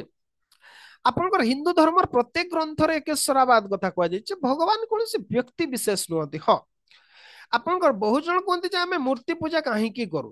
ଓକେ। ମୂର୍ତ୍ତି ପୂଜା କଣ, ଗୋଟେ କଥାଟା ଦେଖନ୍ତୁ, ଆପଣଙ୍କ ପାଖରେ ବହୁତ ପଇସା ଅଛି। ଓକେ। ଆପଣଙ୍କ ପାଖରେ ବହୁତ ପଇସା ଅଛି, ବହୁତ ଧନ ସମ୍ପତ୍ତି ରୋଜଗାର କଲେ, ଆପଣଙ୍କୁ ଇଚ୍ଛା ହବନି ଆପଣଙ୍କ ଧନ ସମ୍ପତ୍ତିଟା ଦେଖେଇବା ପାଇଁ ଲୋକମାନଙ୍କ ପାଖରେ? ଇଚ୍ଛା ହବ ନିଶ୍ଚିତ ଭାବରେ। ଆଚ୍ଛା, ଯଦି ଇଚ୍ଛା ହଉନାହିଁ ତାହେଲେ ସେ ଧନ ରୋଜଗାର, ଜଣେକୁ ଧନ ସମ୍ପତ୍ତି ଦେଖେଇବାର ତାର କୌଣସି ଲୋଭ ନାହିଁ, ସିଏ ତ ବୈରାଗ୍ୟ ଆସିଗଲା, ସିଏ ଧନ ସମ୍ପତ୍ତି ରୋଜଗାର କଣ କରିବ, କଣ ପାଇଁ ସନ୍ନ୍ୟାସୀ ହେଇଯିବ। ନିଶ୍ଚିତ ଭାବରେ ଆପଣଙ୍କ ଜଣେ ଅର୍ଥ କମାଏ କଣ ପାଇଁ, ସିଏ ତାର ପ୍ରତିପତ୍ତି ପ୍ରଦର୍ଶନ କରିବ ବୋଲି, ଏଟା ଟ୍ରୁଥ। ଜଣେ ବହୁତ ବିଦ୍ୟା ଅଧ୍ୟୟନ କରେ, ପାଠ ପଢେ କଣ ପାଇଁ, ସିଏ ତାର ଜ୍ଞାନ ଦେଖେଇବ ଲୋକମାନଙ୍କ ପାଖରେ ଯେ ମୁଁ ଏତିକି କାଢୁଆ, ମୁଁ ଏତିକି କରିପାରେ, ଏଟା ଟ୍ରୁଥ ସମସ୍ତଙ୍କ ଭିତରେ। ଯେଥିପାଇଁ ଯୋଉମାନେ ଜ୍ଞାନର ଅଧିକାରୀ ସେମାନେ ଜ୍ଞାନ ଚର୍ଚ୍ଚା କରନ୍ତି, ଜ୍ଞାନ ବିଷୟରେ କଥା କୁହନ୍ତି, ନ୍ୟୁଜ ପେପର ଆର୍ଟିକଲରେ ଲେଖନ୍ତି, ଟିଚର ହୁଅନ୍ତି, ବଡ ବଡ ପିଏଚଡି କରିକି ଆପଣଙ୍କର ବୁଲନ୍ତି ବ୍ରାଣ୍ଡ ମାରିକି। ଆପଣ ପିଏଚଡି ଟା କମ୍ପ୍ଲିଟ କରିଛନ୍ତି, ଡକ୍ଟରଟେ ଲେଖିବେ, ଡକ୍ଟର ଅମୁକ ଅମୁକ ଅମୁକ ଏଇଆ ଏଇଆ ପିଏଚଡି। ଆପଣଙ୍କର ଯଦି ଲେଖିବାର ଲୋଭ ନାହିଁ କରିବେ କଣ ପାଇଁ, ସେଟା କଣ କରିବେ, ସେଟା ଲେଖିବାର ଲୋଭ ଅଛି ବୋଲି ତ କରୁଛନ୍ତି। ଏକ୍ଜାକ୍ଟଲି, ଧନ ସମ୍ପତ୍ତି କମଉଛନ୍ତି ତା ମାନେ କଣ, ଦେଖେଇବେ, ଦେଖେଇବେ କେମିତି କଣ ଧନୀ ବୁଲିବେ ନା, ବଡ ବଡ କୋଠା କରିବେ, କାର କିଣିବେ, ବୁଲିବେ, ଆପଣଙ୍କର ବିଭିନ୍ନ ପ୍ରକାର ଆପଣଙ୍କ ବିଳାସ ବ୍ୟସନରେ ବିତେଇବେ, ଲୋକମାନେ ଦେଖିବେ, ଜାଣିବେ ଯେ ବାହ ଲୋକଟା ପାଖରେ ପଇସା ଅଛି। ଏଗୁଡା ହଉଛି ଯେକୌଣସି ଲୋକ ପାଖରେ। ସେମିତି ଭକ୍ତିଟା ବି ହଉଛି ଗୋଟେ, ଆପଣ ଭକ୍ତିରେ ଏତେ ବହିଗଲେ ଆପଣ ଭକ୍ତିକୁ ପ୍ରଦର୍ଶନ କେମିତି କରିବେ। ଆପଣଙ୍କର ଭକ୍ତିର ପ୍ରଦର୍ଶନ କରିବା ପାଇଁ ଆଇଦର ହରେ କୃଷ୍ଣ ହରେ ରାମ କରିବେ, ଶ୍ରୀ ଚୈତନ୍ୟ ମହାପ୍ରଭୁଙ୍କୁ ଅନୁସରଣ କରିକି, ଗୌଡୀୟ ବୈଷ୍ଣବ ପରମ୍ପରାରେ ଭକ୍ତି ଧର୍ମକୁ ଦୀକ୍ଷିତ ହେଇକି କୀର୍ତ୍ତନ କରିବେ। ନହେଲେ କଣ କରିବେ, ମନ୍ଦିରଟେ ନିର୍ମାଣ କରିକି ଭଗବାନଙ୍କୁ ପୂଜା କରିବେ। ଆପଣଙ୍କର ଭଗବାନଙ୍କର ଭକ୍ତିରେ ବିହଳ ହେଇଗଲେ ଆପଣ କଣ କରିବେ, ମନ୍ଦିର ଯିବେ। ଭଗବାନଙ୍କୁ ଗୋଟେ ପରାକାଷ୍ଠା, ଆପଣଙ୍କୁ କେହି କେହି ଭଗବାନଙ୍କୁ ସ୍ୱାମୀ ଭାବରେ ଗ୍ରହଣ କରି ନେଇଗଲେ, କଣ ପାଇଁ ଗଲେ, କଣ ପାଇଁ, ତାଙ୍କର ଭକ୍ତିଟାକୁ ପ୍ରଦର୍ଶନ କେମିତି କରିବେ। ତ ମନ୍ଦିର ଯୋଉ କରାଯାଏ, ଭଗବାନଙ୍କୁ ଯୋଉ ଆମେ ପୂଜା କରନ୍ତି, ସେଥିରେ ଆମର ସମର୍ପଣ ଭାବନା ଥାଏ, ଆଉ ଆମର ଭକ୍ତିର ପରାକାଷ୍ଠାଟାକୁ ଦେଖେଇବା ପାଇଁ ଆମେ ତାକୁ କରନ୍ତି। ଇଏ ଥିଲା କଥା। ତ ସେଇଥିପାଇଁ ସେଇ ପରିକଳ୍ପନାରେ ଭଗବାନଙ୍କୁ ମନୁଷ୍ୟ ରୂପରେ ଆପଣ ଯେତେବେଳେ କଳ୍ପନା କରେ, ସେଇ ସମୟରେ ତାଙ୍କୁ ତାଙ୍କ ପାଇଁ ବାସସ୍ଥଳୀ ନିର୍ମାଣ କଲେ, ଆଉ ସେଇଥିରୁ ମନ୍ଦିର ନିର୍ମାଣର ଶୈଳୀ ଆପଣଙ୍କର ବିକଶିତ ହୁଏ। ଓକେ। କିନ୍ତୁ ସେତେବେଳେ ପଞ୍ଚମ ଶତାବ୍ଦୀ ବେଳକୁ ଉନ୍ନତ ନିର୍ମାଣ ଶୈଳୀ ନଥିଲା, ଲୋକମାନେ ବିଭିନ୍ନ ପ୍ରକାର ଆର୍କିଟେକ୍ଚର ଡେଭଲପମେଣ୍ଟ ହେଇନଥିଲା, ସେଇଥିପାଇଁ ମନ୍ଦିର ଗୁଡା ଦୀର୍ଘସ୍ଥାୟୀ ହେଇନଥିଲା। କିନ୍ତୁ ଗଙ୍ଗ ରାଜତ୍ୱ ସମୟରେ ओडिशा जिते एका शासन अधीन है विभिन्न अंचल शिल्पी मानकर आगमन घटी आपंकर राजा पृष्ठपोषकता लाभ करते भितर पारस्परिक भाव विनिमय होता जोगाजोग होता तो फलत पूर्वर जो निर्माण शैली रे जो त्रुटि गुड़ा सब थिला से गुड़ा को सुधारी दिया गला आ राज्य एकत्रीकरण सहित सामाजिक संपर्क वृद्धि सहित आर्थिक समृद्धि मंदिर कलार विकास रो रास्ता को आपन प्रशस्त करथिला ओके आपनकर पुरीर जो जगन्नाथ मंदिर रे सेठी आपनकर मंदिर कलार उत्कर्षता देखा मिले चारि प्रकार मंदिर निर्माण शैली आम से देखा पाते चारिटी मंदिर देखा पाते विमान जगमोहन नाट मंदिर भोगमंडप को लेकिन आपनकर जगन्नाथ मंदिर अच्छा जस्ट टिके किए गोटे मेसेज करछि बारंबार जस्ट टिके मु देखि दिए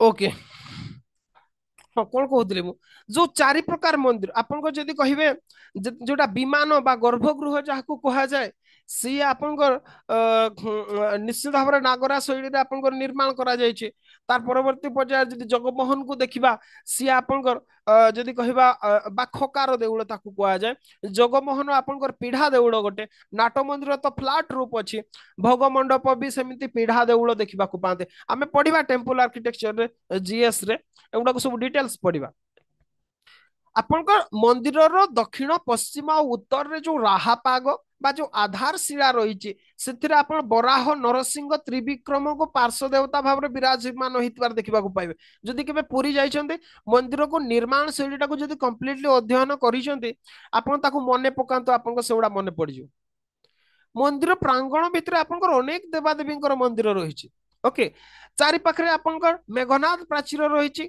चारिटा प्रवेश द्वार रही मुख्य द्वार सिंह द्वार जोटा पूर्व पाखरे अछि उत्तर दक्षिण और पश्चिम उत्तर रे आपनकर उत्तर द्वार को हस्ती द्वार कहा जाए दक्षिण द्वार को अश्व द्वार कहा जाए पश्चिम द्वार को व्याघ्र द्वार बोली कहा जाए मंदिर सामना रे आपनकर अरुण स्तंभ अछि जदि बा अरुण स्तंभ आपनकर एठिकार नुह अरुण स्तंभ होचंती कोणार्क रे सेटा को मराठा माने आनी कि एठी स्थापना करथिले एक्चुअली पुरी रे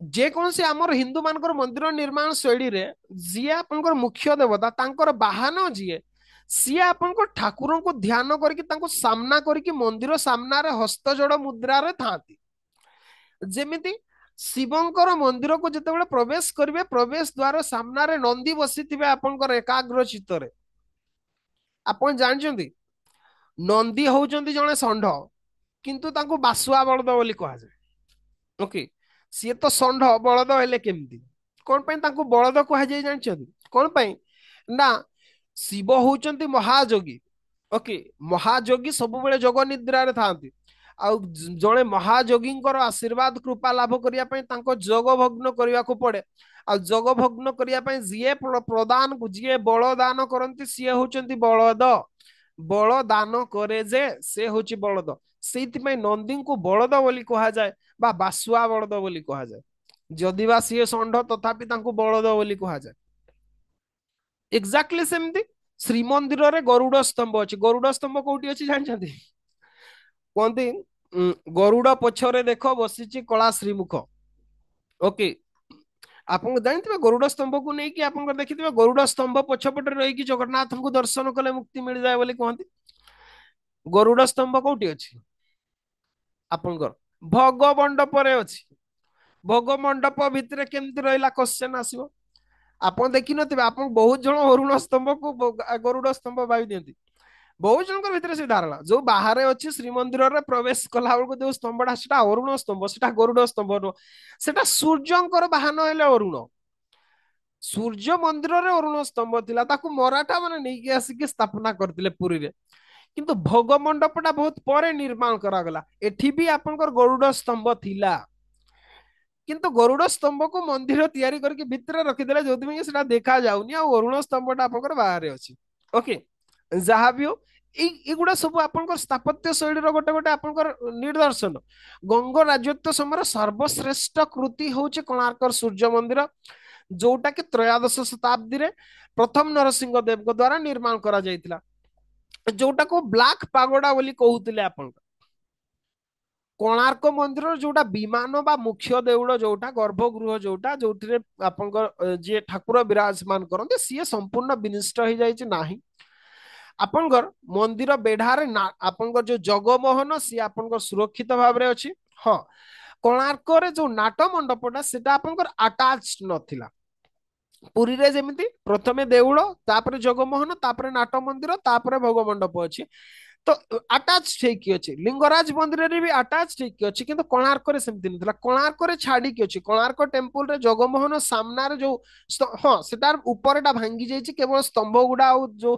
फाउंडेशन टा अछि आपनकर ऊपर जो टेम्पल टा सेटा भांगी जाइछि ओपन स्टेज ही जाइछि सेटा किंतु सेटा ओपन स्टेज नथिला सेटा मंदिर थिला ओके आपनकर ସେଇଟା ଯଦି ଦେଖିବା ସିଏ ଆପଣଙ୍କର ନିଶ୍ଚିତ ଭାବରେ ସେ ନିର୍ମାଣ ଶୈଳୀର ଆଉ ଗୋଟେ ମାଇଲଷ୍ଟୋନ ଥିଲା ଯୋଉ ପ୍ରକାର ପ୍ରତ୍ୟେକ ପ୍ରସ୍ତର ଦେହରେ ଯୋଉ ସ୍ଥାପତ୍ୟ କଳାର ସେଠି ଆପଣଙ୍କର ପ୍ରଦର୍ଶନ କରାଯାଇଛି ସେଟା ଅତି ଅତି ଆଶ୍ଚର୍ଯ୍ୟଜନକ ସୌନ୍ଦର୍ଯ୍ୟ ସୂକ୍ଷ୍ମ ଚିତ୍ରଣ କାରୁକାର୍ଯ୍ୟ ଦୃଷ୍ଟିରୁ ଅନନ୍ୟ ଆଉ ଅସାଧାରଣ କହିପାରିବା ଆମେ କୋଣାର୍କ ମନ୍ଦିରକୁ ତାକୁ ବାଦ ଦେଲେ ଆପଣଙ୍କର ଆହୁରି କିଛି ମନ୍ଦିର ଯେମିତି କି ଭୁବନେଶ୍ୱରର ମେଘେଶ୍ୱର ମନ୍ଦିର नियाळीर शोभनेश्वर मंदिर किसानपुर चाटेश्वर मंदिर भुवनेश्वर रे पापनाशिनी पुष्करिणी जो उत्तर को मित्रेश्वर और वरुणेश्वर मंदिर अच्छी अनंत वासुदेव मंदिर बाणपुर रे दक्ष प्रजापति मंदिर मुखलिंगम सीमाचलम टेक्काली एगुडार मंदिर यही समय सब निर्माण करा मुख्यतः जेतिकी मंदिर आपण देखुचंती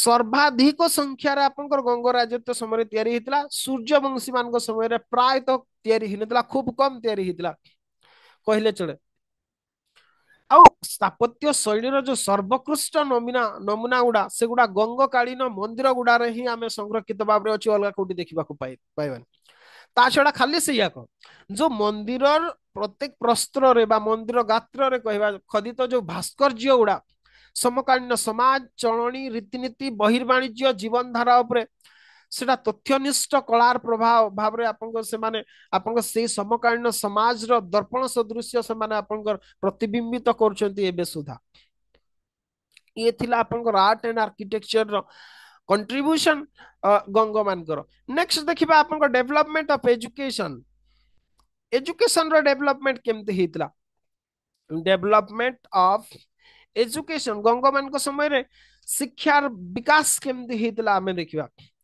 शिक्षा संस्कृतिर आपनकर एमाने प्रबल विश्वासी थिले गंग राजा माने शिक्षार आदर तांको पाखरे थिला सेइथि पई मंदिर मठ एगुडारे जो शास्त्रज्ञ ब्राह्मण थिले सेमान को जमीदान करुथिले जा द्वारा लोक मान को सेमाने बिना मूल्य रे शिक्षा दान करि परिबा आपन जानिथिबे आम कास्ट गुडारे तो अछि प्राय ओडिसा रे सब कास्ट गुडारे थिबो गुरु परंपरा एबे सेगुडा बंद हे गेलानी सेगुडा को आपनकर किए किए कर्ण गुरु कहंती किए किए कुल गुरु बोली कहंती प्राय सब कास्ट गुडारे आपनकर प्रचलित थिबो आपनकर किए ना किए को ब्राह्मण नहले वैष्णव संत थिबे जे कि आपनकर कास्ट रो गुरु थिबे सेगुडा को कास्ट रो कहले भिन्न भिन्न गोत्र रो भी अलगा अलगा अछि आपनकर सेगुडा थांती से माने कोन से माने शिक्षा दउतिले एबे से परंपराटा को पालन करिया पई करके कान रे फुसफुसै की कोन गोटा मंत्रटा कहि देबे सुना जीवनी मोर तो सेमति करा भी हेनी हमर भाई मान कर करा हितला मु देखछि कोन फुसफुसै की कहि देबे हे गला सेटा सी एगला गुरु तापरे गुरु बोले दाबी करके सब बेले आसिक सेवा पूजा इत्यादि पाइबे शिक्षा दीक्षा किछि नाही जो माने गुरु होचंदी से माने मैट्रिक देई नाहंती से माने आपनकर पीएचडी करथिबा लोकर भी गुरु होई जिवे ये होची जाति प्रथार गोटे ज्वलंत निदर्शन आग्रे से नथिला गंग राजत्व समय रे एमान को जो शास्त्रज्ञ पंडित मान को निष्कर जमी प्रदान करथिले राजा एथि पई प्रदान करथिले जे सेमाने साधारण लोकन को शिक्षा देई पारिबे मंदिर मठ गुड़ा केवल धर्म अनुष्ठान नथिला सेठारे शिक्षादान रो व्यवस्था भी करा जायतिला विशेष करके आग्रहर आ ब्राह्मण शासन रे शिक्षादान रे विशेष सक्रिय थिले से ग्राम गुड़ा ओके जेमति कि सीवीआर राव आपनकर मत दियंती जे each agrahara was a home university and the house of each scholar they are being an academy or a Lyceum प्रत्येक जो ब्राह्मण स्कॉलर थिले सी निज घरे ही पिला मन को पाठ पढ़ौतिले तार ही रूपांतरण प्रक्रिया चाटशाली थिला जोटा कि ओडिसा रे आपनकर आस्तिला पढ़ा होतला कोन अर्थनीति इतिहास, तर्क विद्या, व्याकरण, ज्योतिर्विद्या, राजनीति विभिन्न विषय शिक्षा दिया जाउतला। ताकू बाद देले पुराण, काव्य, नाटक, अभिधान, छांदम भी अंतर्गत थिला ओडिशार शिक्षा पद्धति रे। आउ से शिक्षा पद्धति रो योगदान ही थिला ओडिया भाषा और लिपिर विकास ई गंग राज्यत्व समय रे ही हेतिला। आपनकर संस्कृत साहित्य रे यथेष्ट उन्नति करथिला आपनकर ए गंग राज्यत्व समय रे, किंतु ओडिया लिपि आ ओडिया भाषा रो भी अभिवृद्धि किछि कम नथिला गंग जुग रे। गंग जुगर गोटे जदि आपन को पचारे कि गंग राज्यत्व रो विशिष्टता कोन, प्रथमे तो कहिबे ओडिसा जो भौगोलिक ओडिसा को एकत्रीकरण करिबा, गोटे राजनीतिक शासन रे आनिबा, मंदिर निर्माण शैली रे विकास, आपन को तापरे ओडिया भाषा और लिपिर विकास ही थिला अन्यतम वैशिष्ट्य। ये होचे भाईबार जदि सेमति प्रश्न पचारंती ताले ई तीनटा उत्तर देबे। ओडिशार सर्व पुरातन धौड़ी आ जौगड़ शिलालेख, खारबेलंक जो हाथी गुंफा शिलालेख आमे जो गुडा को आमे लेखिले एगुडा सब ब्राह्मी लिपि रे लेखा जाइतिला, किंतु नवम दशम शताब्दी बेलकु देश रे आपनकर आंचलिक भाषा गुडार उद्भव हुए आउ सेई उद्भव र परिणति हुए ओडिया लिपि। ओके, आपनकर गंग राज्यत्व काल रे ओडिया लिपिर व्यवहार हेउतबार आमे देखिबाकू पाइली। बहुत गुटे गंग अनुशासन रे ओडिया शब्दर व्यवहार करा जाइथिबार आमे देखिबाकू पांती। ओडिया भाषा रु ओडिया लिपिर उद्भूत हेतिला। ओके, आ ओडिया भाषा ए समय गोटे विवर्तन पर्याय देखि गति करे आ जोटा कि चूड़ांत रूप रेख निये सूर्यवंशी शासन काल रे, किंतु मते लागेनी सेटा सेही समय रे हेतिला बोली। कोन पई कहले आपनकर कपिलेन्द्र देव को समय रे सारला दास कर महाभारत आसला। ओके, कपिलेन्द्र देव आ सारला दास होचंती समसामयिक, तांकर सेना बाहिनी रे भी कार्य करथिले सारला दास आ सी महाभारत लिखिले। आपण चिंता करନ୍ତୁ महाभारत भलिया ग्रंथ लिखिले जदि से समय रे ओडिया लिपि न थांता, ओडिया भाषा न थांता, जदि वेल डेवलप नथिला ताले ये लिखिबार कोनसी संभावना नथिला।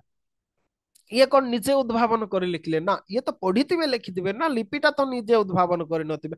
तो मुख्यतः आ कपिलेन्द्र देव जेहेतु सूर्यवंशर प्रथम शासक, निश्चिंत भाବରେ ମୁଁ କହିବି ଆପଣଙ୍କର ओडिया भाषा और लिपि गंगवंशी मान समय रे ही आपनकर हेतिला।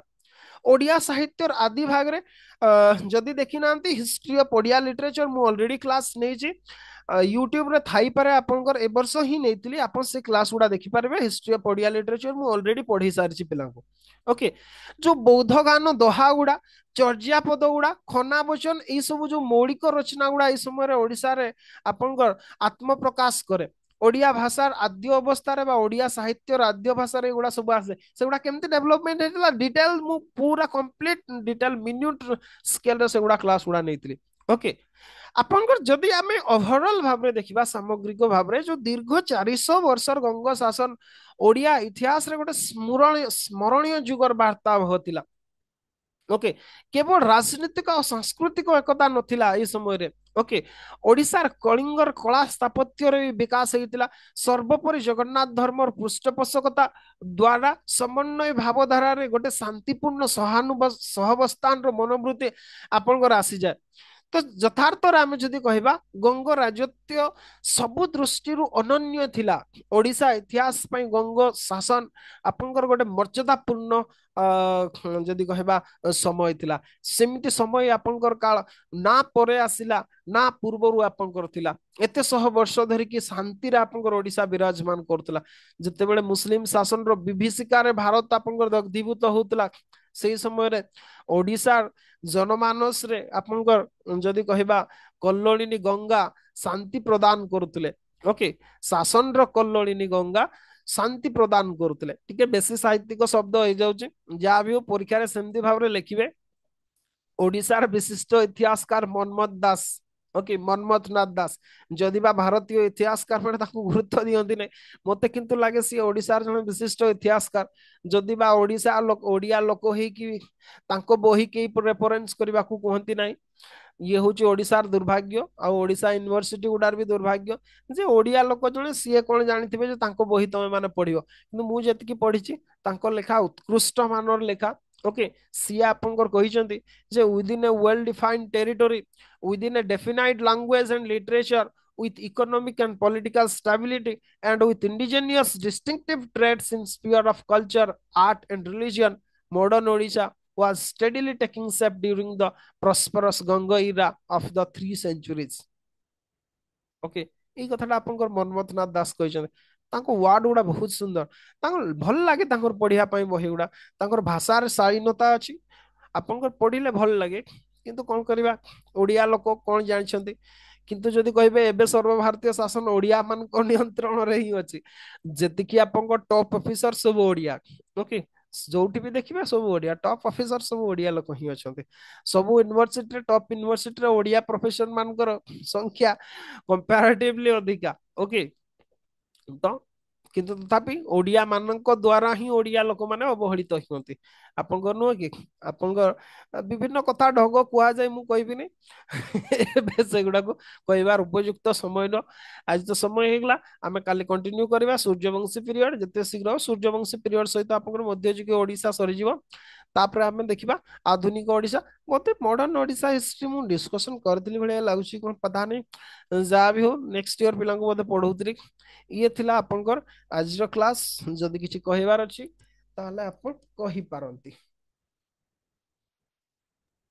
Hello hello sir.